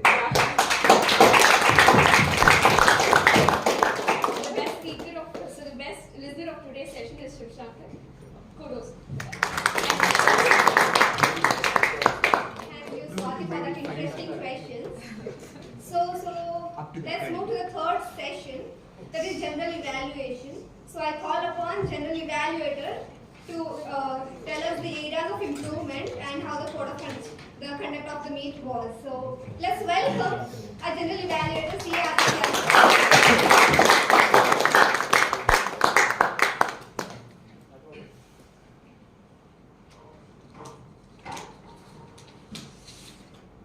What a session we've had so far. Right? It's been 4 wonderful project speeches. We've had a butterfly session. And of course now we're going on to the evaluation session. And to use the word of the day, which is of course valiant, I think all of you have made a valiant effort to come here, be here on Sunday at 8 a.m. Many of you in formals. And this is very heartening to me. Let's see how everything started off. It all started off with Sahana filling in the hot seat because the Sergeant at Arms was not present. She's filled in as the Sergeant at Arms at very short notice. And she kickstarted the meeting. And it was, I think it started at 8:01.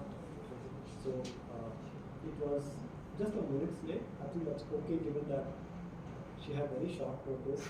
Typically what happens is in a meeting, there has to be the word of the day, which has to be written on the board, and then you need to have stickers on the board saying that please enter when you're doing the class. Typically we also try to ensure that the meeting number is also written so that guests are aware.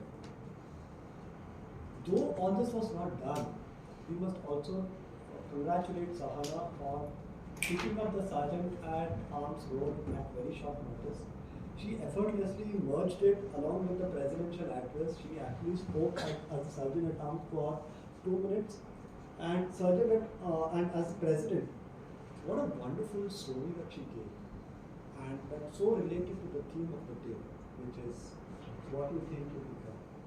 Arunima Sinha, I think none of us will ever forget her name, and that is truly an inspiration for all of us as the first woman amputee to climb Mount Everest.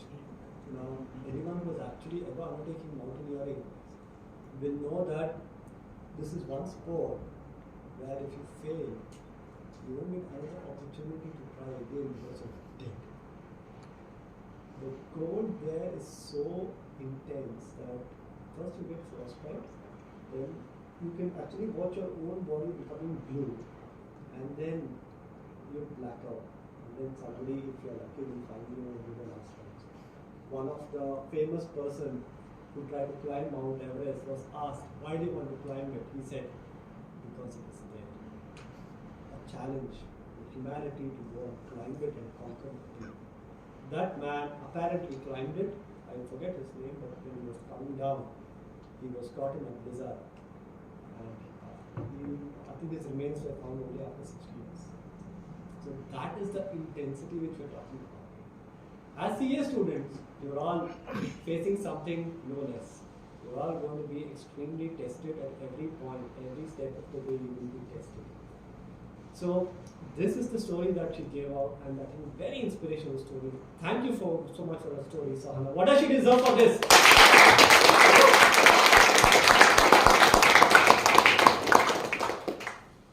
Moving on, we have the Toastmaster of the day. The Toastmaster is somebody whom I call as the Sutradhara. So she's the person who has to keep moving the strings around in the puppet play. Okay? And she is the one who has to always be switched on. Because she's the one who has to make those transitions. You see in the slide transitions, as you saw during Sri Shetty's speech, there's a way in which the next slide comes on, right? So that's called a transition. Similarly, when a speaker moves or when a role player moves, there's a transition that happens and she has to make that transition smooth. For example, when the listener came on board, what did she say? She said, listen, listen, listen. And then she said, let me call you listen. So this is an example of a smooth transition that happens. And just like the Sutradhara, he has to be aware of who has to come next, who has to be told to do what. So one thing I think during my introduction of the general evaluation, maybe I missed out on introducing the evaluator. I'm not too sure on the format, but she actually filled in and she actually took it on with great aplomb and introduced the listener of the day. And I think throughout the meeting she has been, if you see the way she has done the transition, it is wonderfully done and extremely vibrant, the vibe that you're giving up. You've always been full of energy during this meeting and you've transposed that energy into every one of us. What does she deserve for this?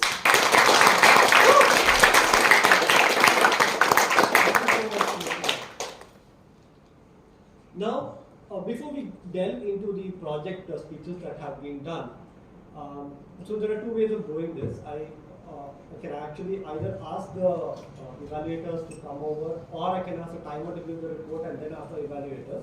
I would prefer the evaluators to come over, give their respective individual evaluations so far, and then we can ask the timer and Kalmarian to give the report, and then we can go over to the closing remarks of the general exam. So I would request the evaluator of the first project, Siri, to kindly come on stage and give the remarks.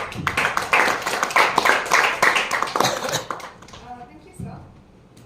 So, Aditya's speech was on procrastination. I think it's something that's so relatable. As a serial procrastinator myself, there was always a sense, it was absolutely engaging, and that speaks volumes of the topic selection. And I think it was very smart, because when you're addressing a group of students, relating to them, and especially based on the fact that they're going to be voting for the best, it was a brilliant idea. The beginning, I do get it. You know, sometimes incidents happen to even the best speakers. You should have improvised. I would have brought in a chair, sat in and said, do you think I'm procrastinating? Well, yeah, that's my topic for today. It's just small quirks like that that can really draw your audience in and give you the gravitas to become a great orator. You're a good orator. You're just that 1% away from being great, and I think that speaks volumes. Very picturesque. I think one of, you take up any topic that's extremely well researched, such as yours, the using of pictures and graphs, it conveys far more information. We say pictures are worth 1,000 words for a reason. And the entire concept of the monkey and the man, brilliant. That analogy ran from the very beginning to the end. So when you follow through on that, it really came, I think that speaks again volumes of how you evolved from, you know, just bringing an analogy and, you know, just stopping it right there and then following it all the way through the presentation. So as an audience, we were able to connect at every point because it was well established in the very beginning.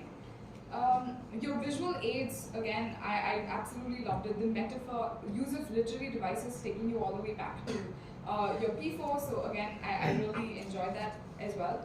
Your purpose was well established. I think before you started, the fact that you said, you know what, this is what I'm going to be talking about, it gave the audience clarity. You had vocal clarity, you had the right pitch, right tone, your body language is phenomenal.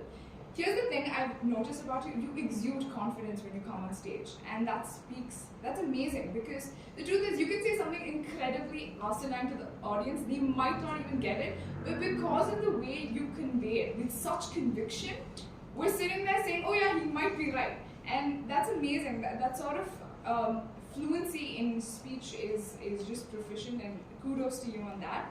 A few things I felt where you could improve, because the problem with presentations a lot of times, and this happens on a, you know, it can be a technical glitch.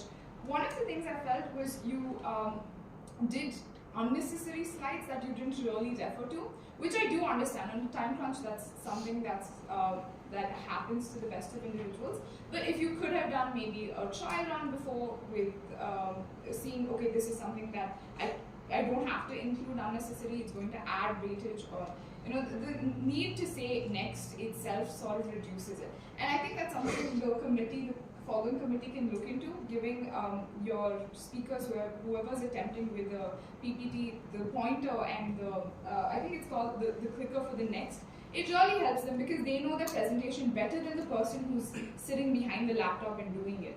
And for them, it really wasn't your fault. I mean, it's just a suggestion for whoever's coming up the committee, just to take in place, because you knew P8 was coming, you know that they are using. Again, follow up through a day prior. If anybody chooses to use, like Lavish used his PPT for a P9 speech, wasn't necessary, but then, just that sort of follow up saying, are you going to use it? Do you need it?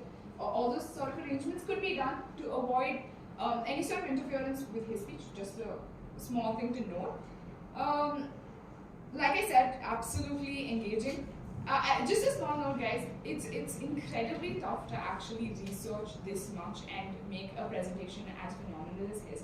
So, I always say, you're always the average of the 5 people you surround yourself with. So why don't you actually engage in a conversation with him after, get to know him better, and actually pick up on some great points. You did a great job, Aditya. I personally love the speech, and kudos. I hope you do well.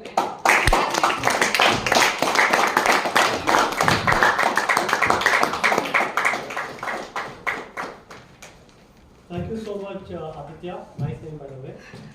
So, Aditya, my 2 points is never apologize.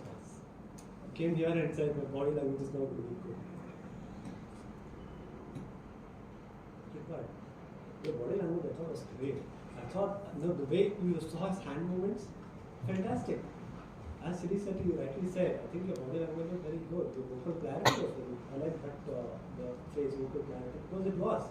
I didn't see many R's, Q's, fillers. I didn't see any.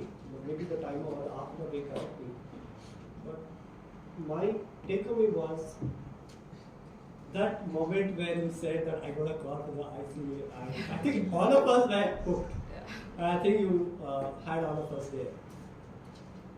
My request to you is, this is a project aid, right, where you use visual aids. And maybe I would disagree a little bit with Shri Shetty, where she said a project aid or PPT may not be required for a project, and which Lavish said was that as you go along, you need to start using all your learnings from project 1, project aid in all your speeches. So when you do a project 8 and when you go to a project 9, you need to start learning how to draw from your own experiences. Here, what is the one thing that the audience anyway take home? They want to know how you defeated procrastination. They want to know about you. What did you do? Because that's the only thing that's true. Others, everything else, it's just what you read in a book, it's what somebody tells you, but what you go through is what is true to you. And that truth is what anyway has to come out. So try and draw on your own experiences, because that's the only way you'll ever persuade someone, and that's the only way you get power to persuade someone. That's my only suggestion to you. Moving on to the second project speech. It was delivered by Shri Shetty, and can I have her evaluate Aditya Margo? Yes, given it to Sana, she'll speak, sir. Actually, I'm not able to move my leg. You can actually stand up and speak. You want that evaluation sheet back? You can hand it over. He has it on the phone. Oh, please proceed.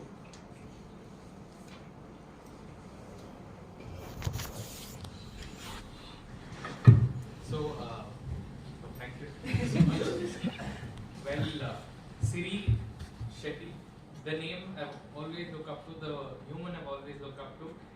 She's one of the best speakers I've ever seen in SICASA Speakers Forum. Well, there's nothing much I could say because she's already well versed at it, but just a few suggestions I'll say, because the best will be just going. So let's start with the suggestions. So just a few fillers, Siri. There were a lot of fillers in your speech, and I think that's one thing I noted. That's the only thing I noted.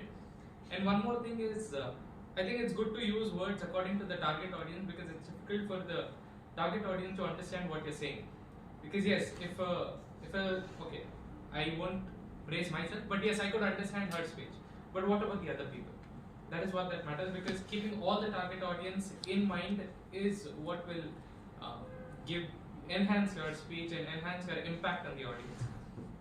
And her topic selection was just amazing. Psychopath versus sociopath. Yes, it is very necessary because it's our duty to be with such people, because it's difficult for them to be who they are, because they hide themselves, hide their personality, because a psychopath cannot showcase his thing in the society because they'll just disrespect his thing and he will reduce his self-respect.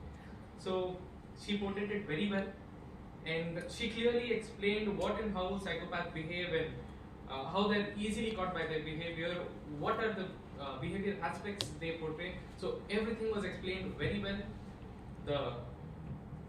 And one more thing, the subtitles in the first video weren't there. So I couldn't connect to that because that accent is actually very difficult for me. Even if I can speak, it is difficult for me to understand. So that is one suggestion. But as soon as I wrote that suggestion, there were subtitles in the second one. So yes, and she's fulfilled all the guidelines of P9, a very P8, with her wonderful audiovisual presentation. And that is a presentation we have to look up to. Mine was not that good, but yes. But she was just amazing at her job. So wonderful. Please give her a huge round. Thank you so much, Aditya. That was a very insightful presentation. I like the point where you said know your audience.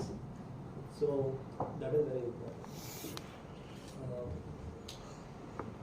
Apart from that, Shiri, I thought the initial stage where you just started, I think that took a couple of 3 minutes at least. And so kudos to the Toastmaster of the day, where she was actually trying to fill in for the technical glitches that were actually happening at that time. So your suggestion perhaps goes back to you. Maybe somewhere you can just liaise around with the people and ensure that the presentation. So, but she actually did. She told that even if my name is Siri, I couldn't do it properly. So that was, I think, a humor where she. Absolutely, there was great use of humor. So everyone knows that Apple's speaker is assistant is Siri's name. That's a very nice way of a disclaimer that you So Shiri, again, perhaps the same advice that I would give Aditya is try to draw from your own experiences. And I think you gave that in the sense in the last time when you wrote the reason. I like the reason that you gave, that we are all losing the human touch. And that's very important in today's age to actually be a human being. You won't believe it that when, let's say, I actually had this experience when I had to hand over a client to Mr. Venkatesh Babu, one of the past branch chairmen. And you know what he did? He asked me, how's the client? How's the client? I said, listen, payments come in a bit late, but he has a heart. That's all I said. He said, that's not. I did. That's all. So this is where I'm coming from. He's my principal. Okay. In Wilson Garden, right? Yes. That's actually what happened. So one of the client, maybe I'll tell you which client, but that's actually what happened. So people, as you grow, older, you all have intelligence, you all have subject knowledge. But if you don't have heart, if your client doesn't have heart, the relationship will not last for a long time. So this is something very important, and this is the message that you probably learn as you grow older. But this is the takeaway that I had from Shiri. Thank you so much.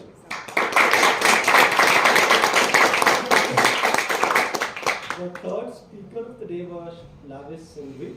Can I request this evaluator Aditya Pranapura to kindly do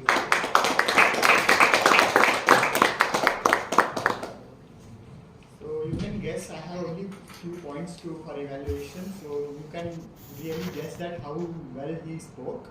Coming to his evaluation part, I was actually mesmerized by his opening, and I was enjoying the speech. Suddenly I got a indication from Sahana that you have to evaluate. Then I started writing suggestions.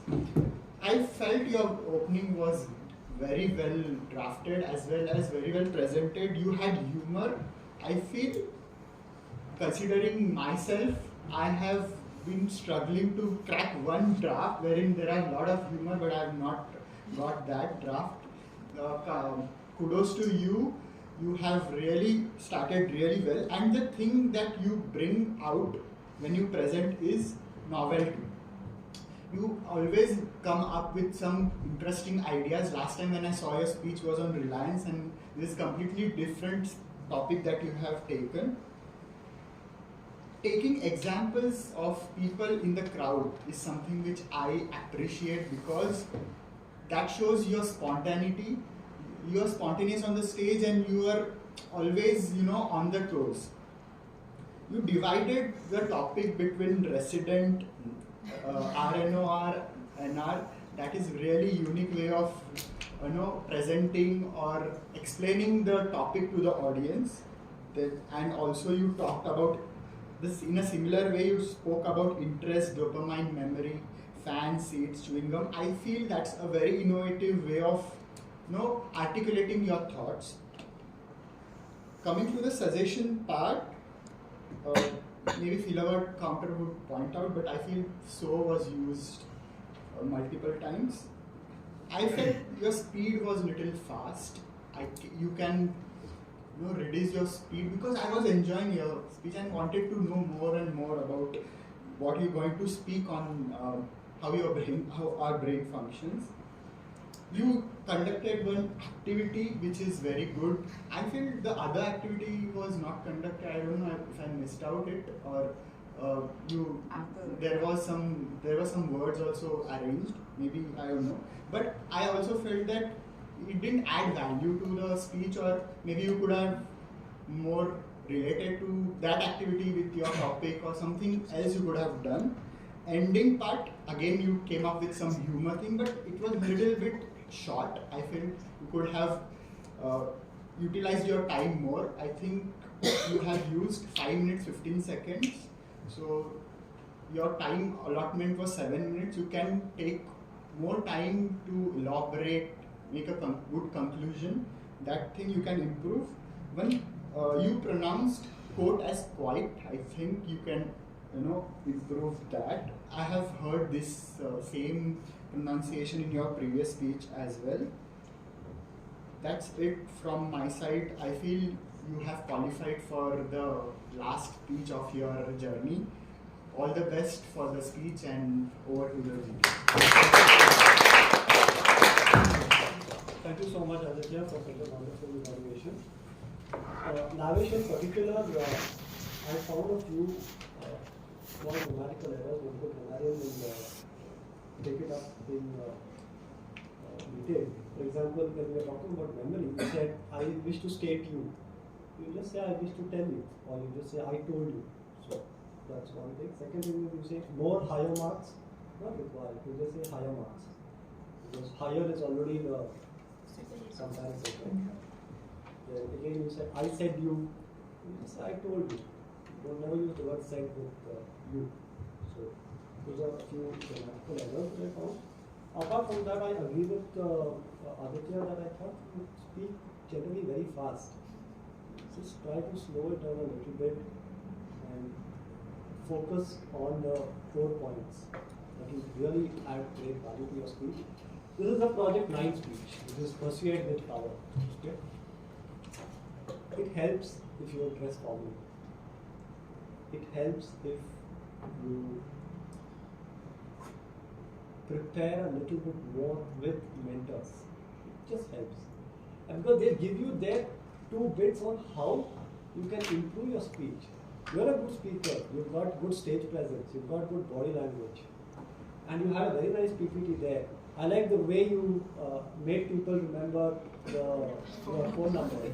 By the way, Swati, do you know his phone number? Yes, sir. Okay, tell it to me. 8296030984. Right. So where I'm coming from is this actually proves your point that writing something is far more effective. This proves your point, Ramesh. So where I'm coming from is I did not remember your number, though I also repeated the same. So I asked Swati to demonstrate whether she understood or not. Okay, I'm not the only one talking. I also did not remember the number.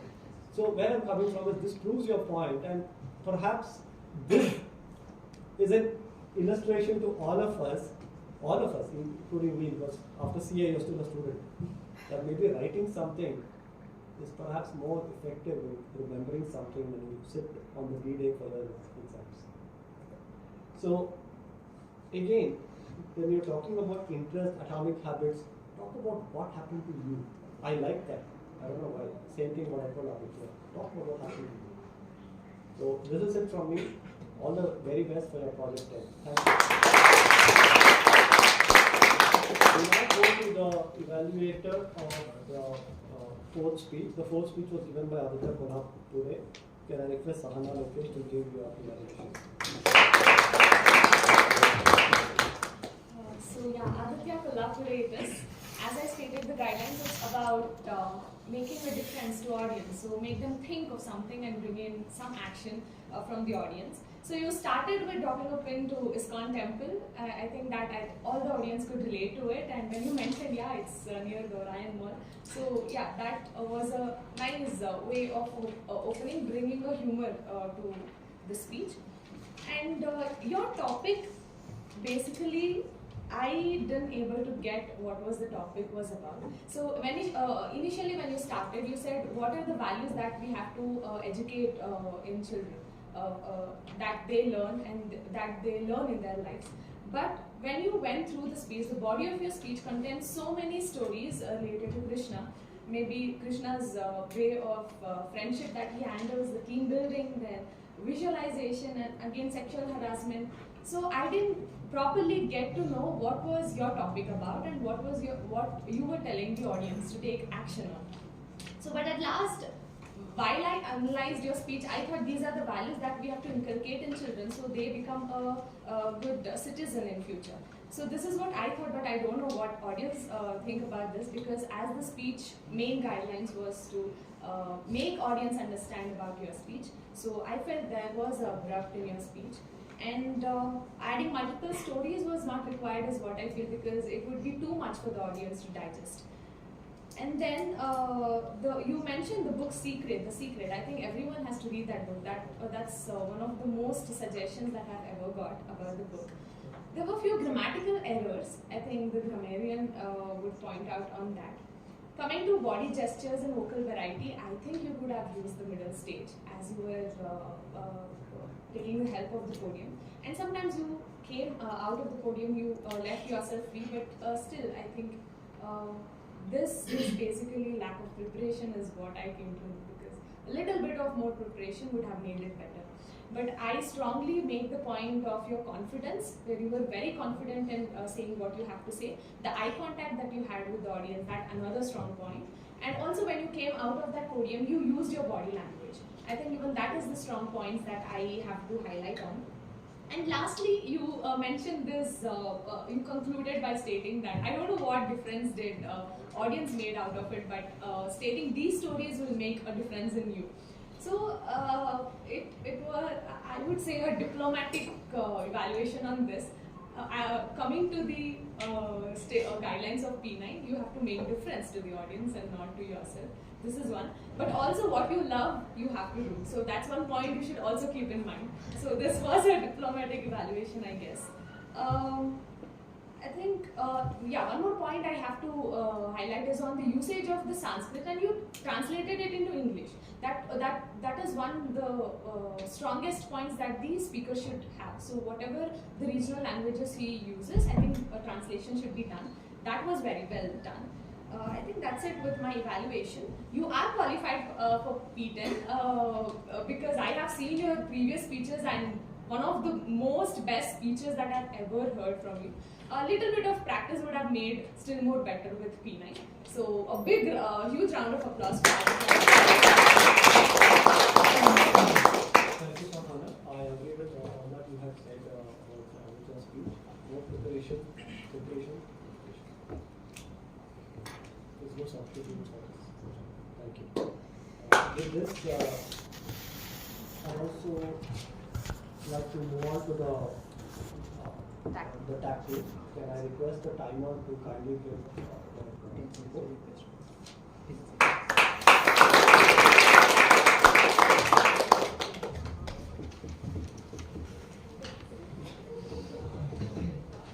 Happy morning once again. Happy morning. Good morning. The meeting started at 8:01. Sahana started presidential address and agenda terms. Both were given by her. It took about like 8 minutes. Then next, Aditya. Bedur Aditya sir, general evaluation introduction took about 1 minute. Then me as a grammar timer, Someshwar, took 1 minute 30 seconds. Then Sahana, filler roads counter, 45 seconds. Rahul, grammarian, 2 minutes 37 seconds, including that Sumitra's interview session. Then my minutes leader, Divya, 2 minutes 22 seconds. Swati, listener, 3 minutes 30 seconds. Then coming to P8, Siri Shetty evaluation took about 5 minutes 10 seconds. Then Aditya Mandal, P8, repeat speaker, 6 minutes 30 seconds. Then lavish P9 speech is about 5 minutes 15 seconds. Then the evaluation by Aditya Kolapara is 3 minutes 20 seconds. Prepared speech Siri Shetty took 40 minutes 45 seconds. Excluding video it's 10. 40 minutes 40. Excluding video it's 10 minutes 45 seconds.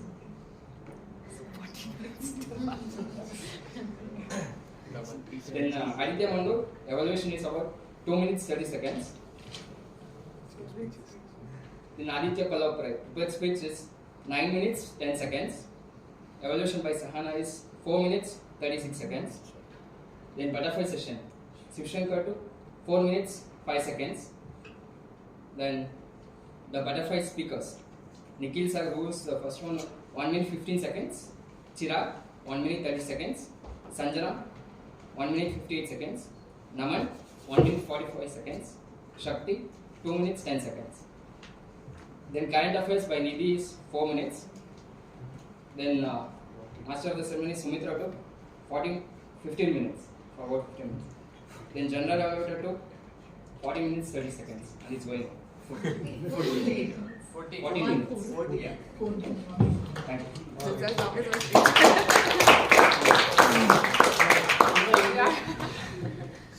Timer, I hold you responsible for the delay that is happening. This is an important suggestion. It's not just made in jest. Please note there are at least 25 people here. If 25 people have taken extra half an hour, it's 12 hours really that has already been spent unnecessarily. So timer, next time somebody crosses 7 minutes, what should you do?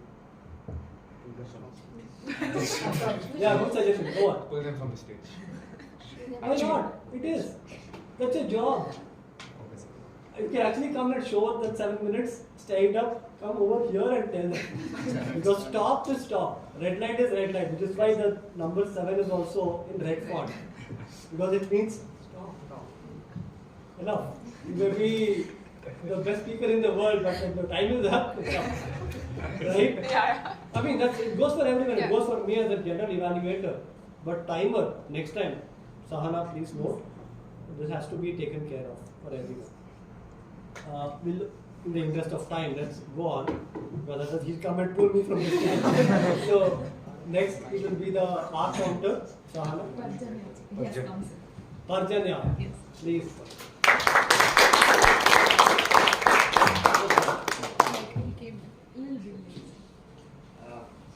Welcome to everyone. First up, I'd like to thank Sahana for filling in, and with your permission, I'd like to take up the role of a beloved counter.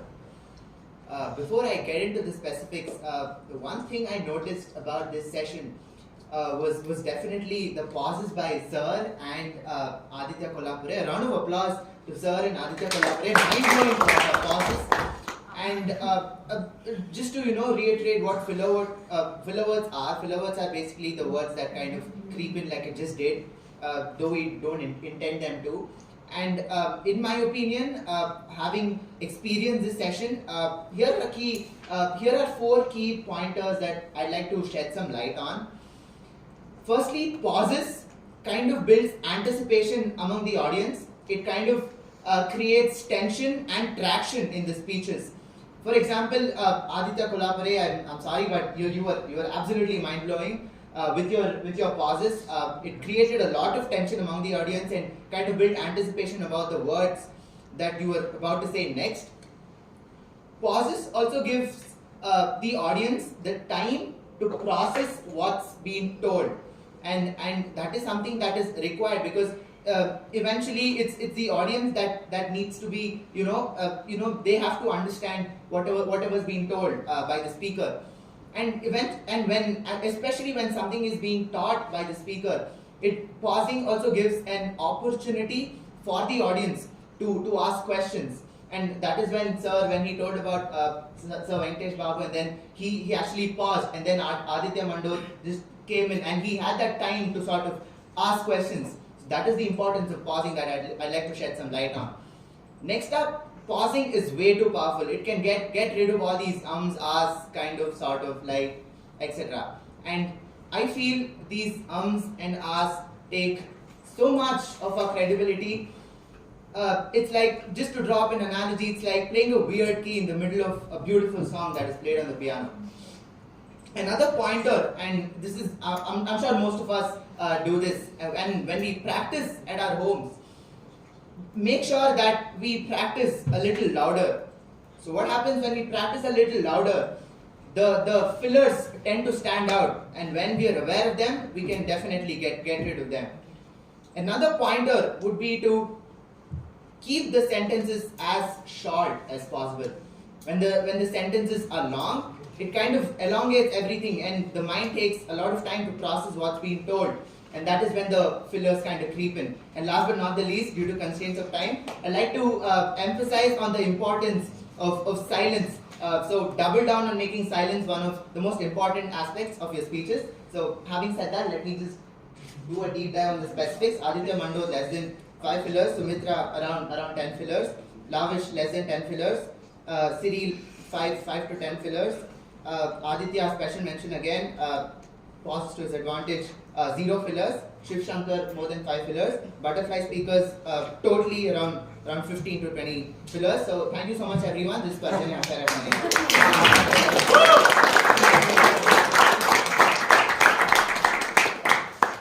I think there was a wave of words like your name.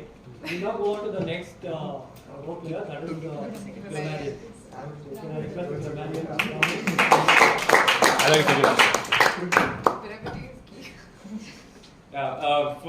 Due to time constraint, I keep it as short as possible. But starting off, the first thing, the word of the day was used by Shiv Shankar, Sumitra, and Aditya sir. The theme of the day was used by Sahana. The quote of the day was used by Sahana, Sumitra, Shiv Shankar, and thanks to Shakti's bedroom poster, Buddha, the same quote. So that was it. So moving to the specifics, few mistakes which I had to point out. It's not sympathize her, we sympathize with her. It's not joining to a group, we join a group or joining a group. That's the correct way of putting it. And the word ours, honesty, it's not pronounced as ours but honesty, because the letter H is silent. Few days before, that's wrong, few days back. One suggestion to Sumitra was when you said lavish is humor and humor can be used as lavish. One thing which you could have used was lavish can be the synonym for the word humor. In fact, one thing I would like to point out is I would like to file a petition with the English Oxford School, to put lavish's name as the synonym for humor or whatever it is. So another mistake was sorry. No. Did not brought, that's wrong. Did not bring. Got a flashback, that's another mistake. Had a flashback. So much things that can be replaced with so many things. The word security and secretary, when said slow, it sounds much better. So be careful in using those two words. And I love to play the piano, so when it's not a weird key on the piano, it's a wrong note on the piano. And another, just one thing, it's not a mistake, I would say, just to point out Siri Shetty. In one of her speeches, she said night and day, but I would suggest using words like day and night. The reason is the word day has 3 letters, the word night has 5 letters. Day and night, left and right, ladies and gentlemen, men and women. You got the point, right? What is the fewer letters and this one. Last, I would like to say, yeah, Siri, Lavish, Aditya and Aditya, amazing speeches. If I were to run a company in the future, I would take, if I needed a team, I would take the 4 of you and let's make millions on it.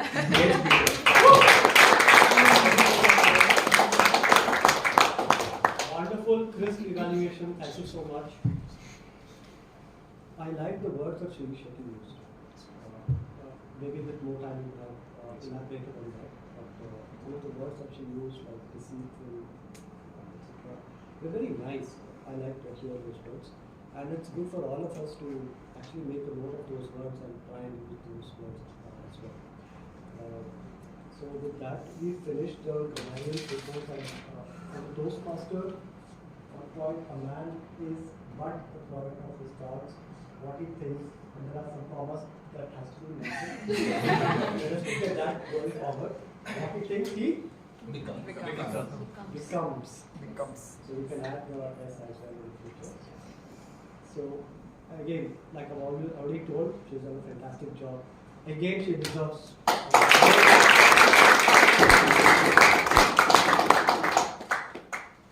Now, I'd like to hand it back to the Toastmaster. Table topic.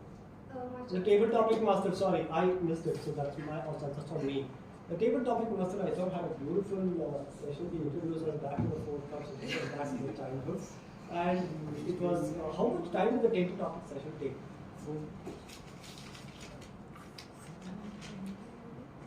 He took 4 minutes and other speakers took like about 10 minutes. About 10. I think that's reasonably fair. The table topic master, try and ask existing role players, existing members to actually first come so that the new guests will understand how the format works. They're not just thrown into the deep side of the pool straight up. The first person, I'd like to thank you for coming over and speaking.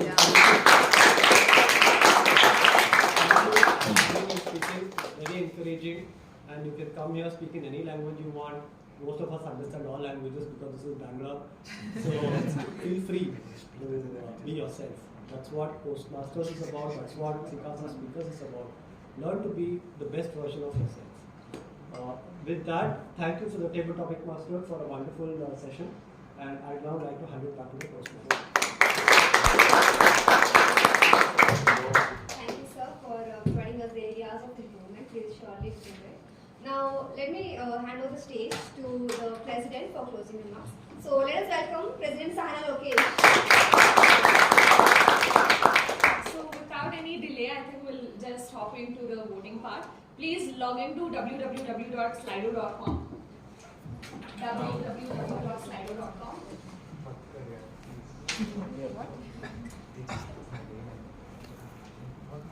And enter the code 3671624. 3671624.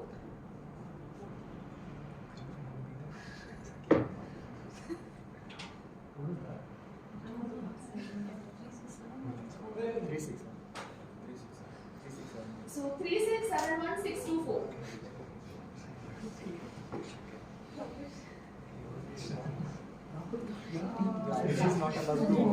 Best prepared speaker. The link is out. I think you can vote.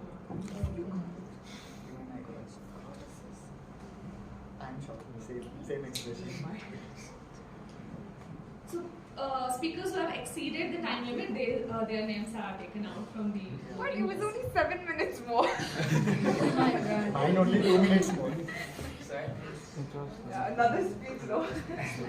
P8 and P9. No, so I did say that Lavish shouldn't have used it. I said whenever they have a PPT, if they follow up, they can have it quicker ready. Because I felt like with other things getting even last time I had to say, I was like, if they're quicker ready, it's just easier for them. Because they don't know when to press and we do so. Yeah. Otherwise, I am going to, Best individually evaluated. As colleges takes two more PPTs as we all know.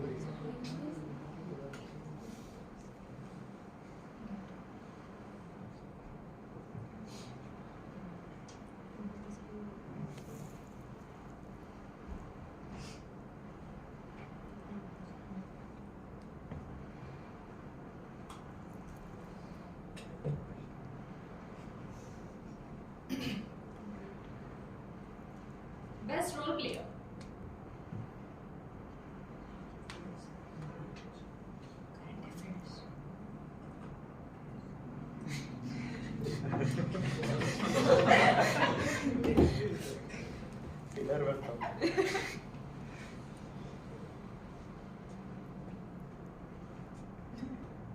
He gave his P5 right there with filler word.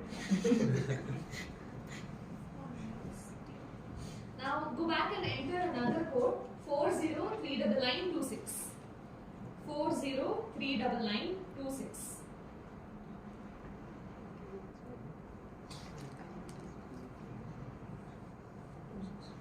Best butterfly speaker.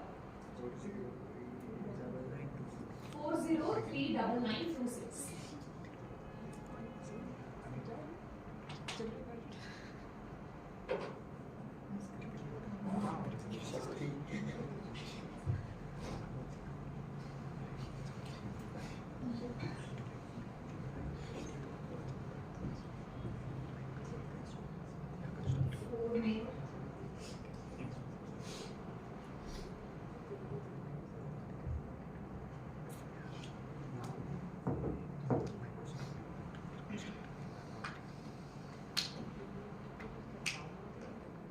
And yes, your feedback on the conduct of the meet.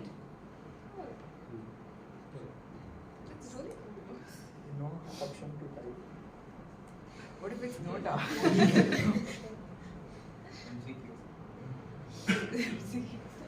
Diplomat.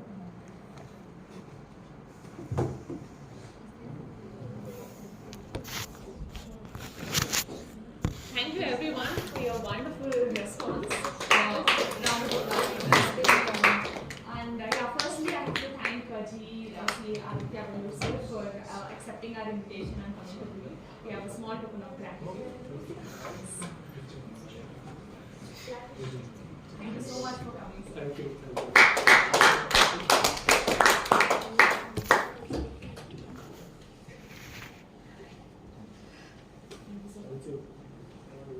And I request you to provide the books for the winners. Yeah. Guesses on best prepared speaker.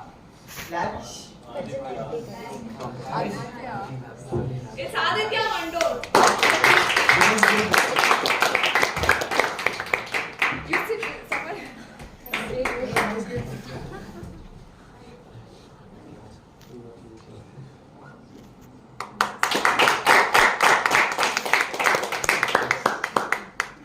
Best individual evaluator. Navesh. Siri Shetty.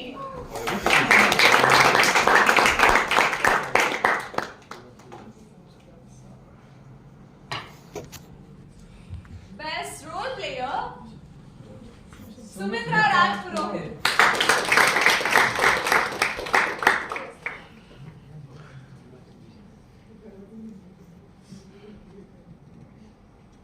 Best listener for the day was Shiv Shankar.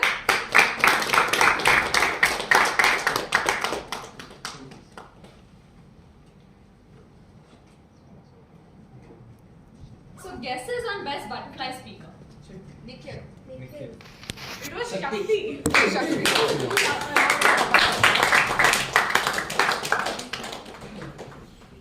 Swati answers to me. Sorry. So realize that audience do like being casual, being normal way than being too professional. So yeah, thank you so much, sir. Thank you so much, audience, for being here at 8 and bearing with the meet till 10:30. We'll quickly take a group picture and head to the canopy. So So I would like to Timer is like. Timer is so tensed about time. Our feedback. Break the session. We'll take it informally.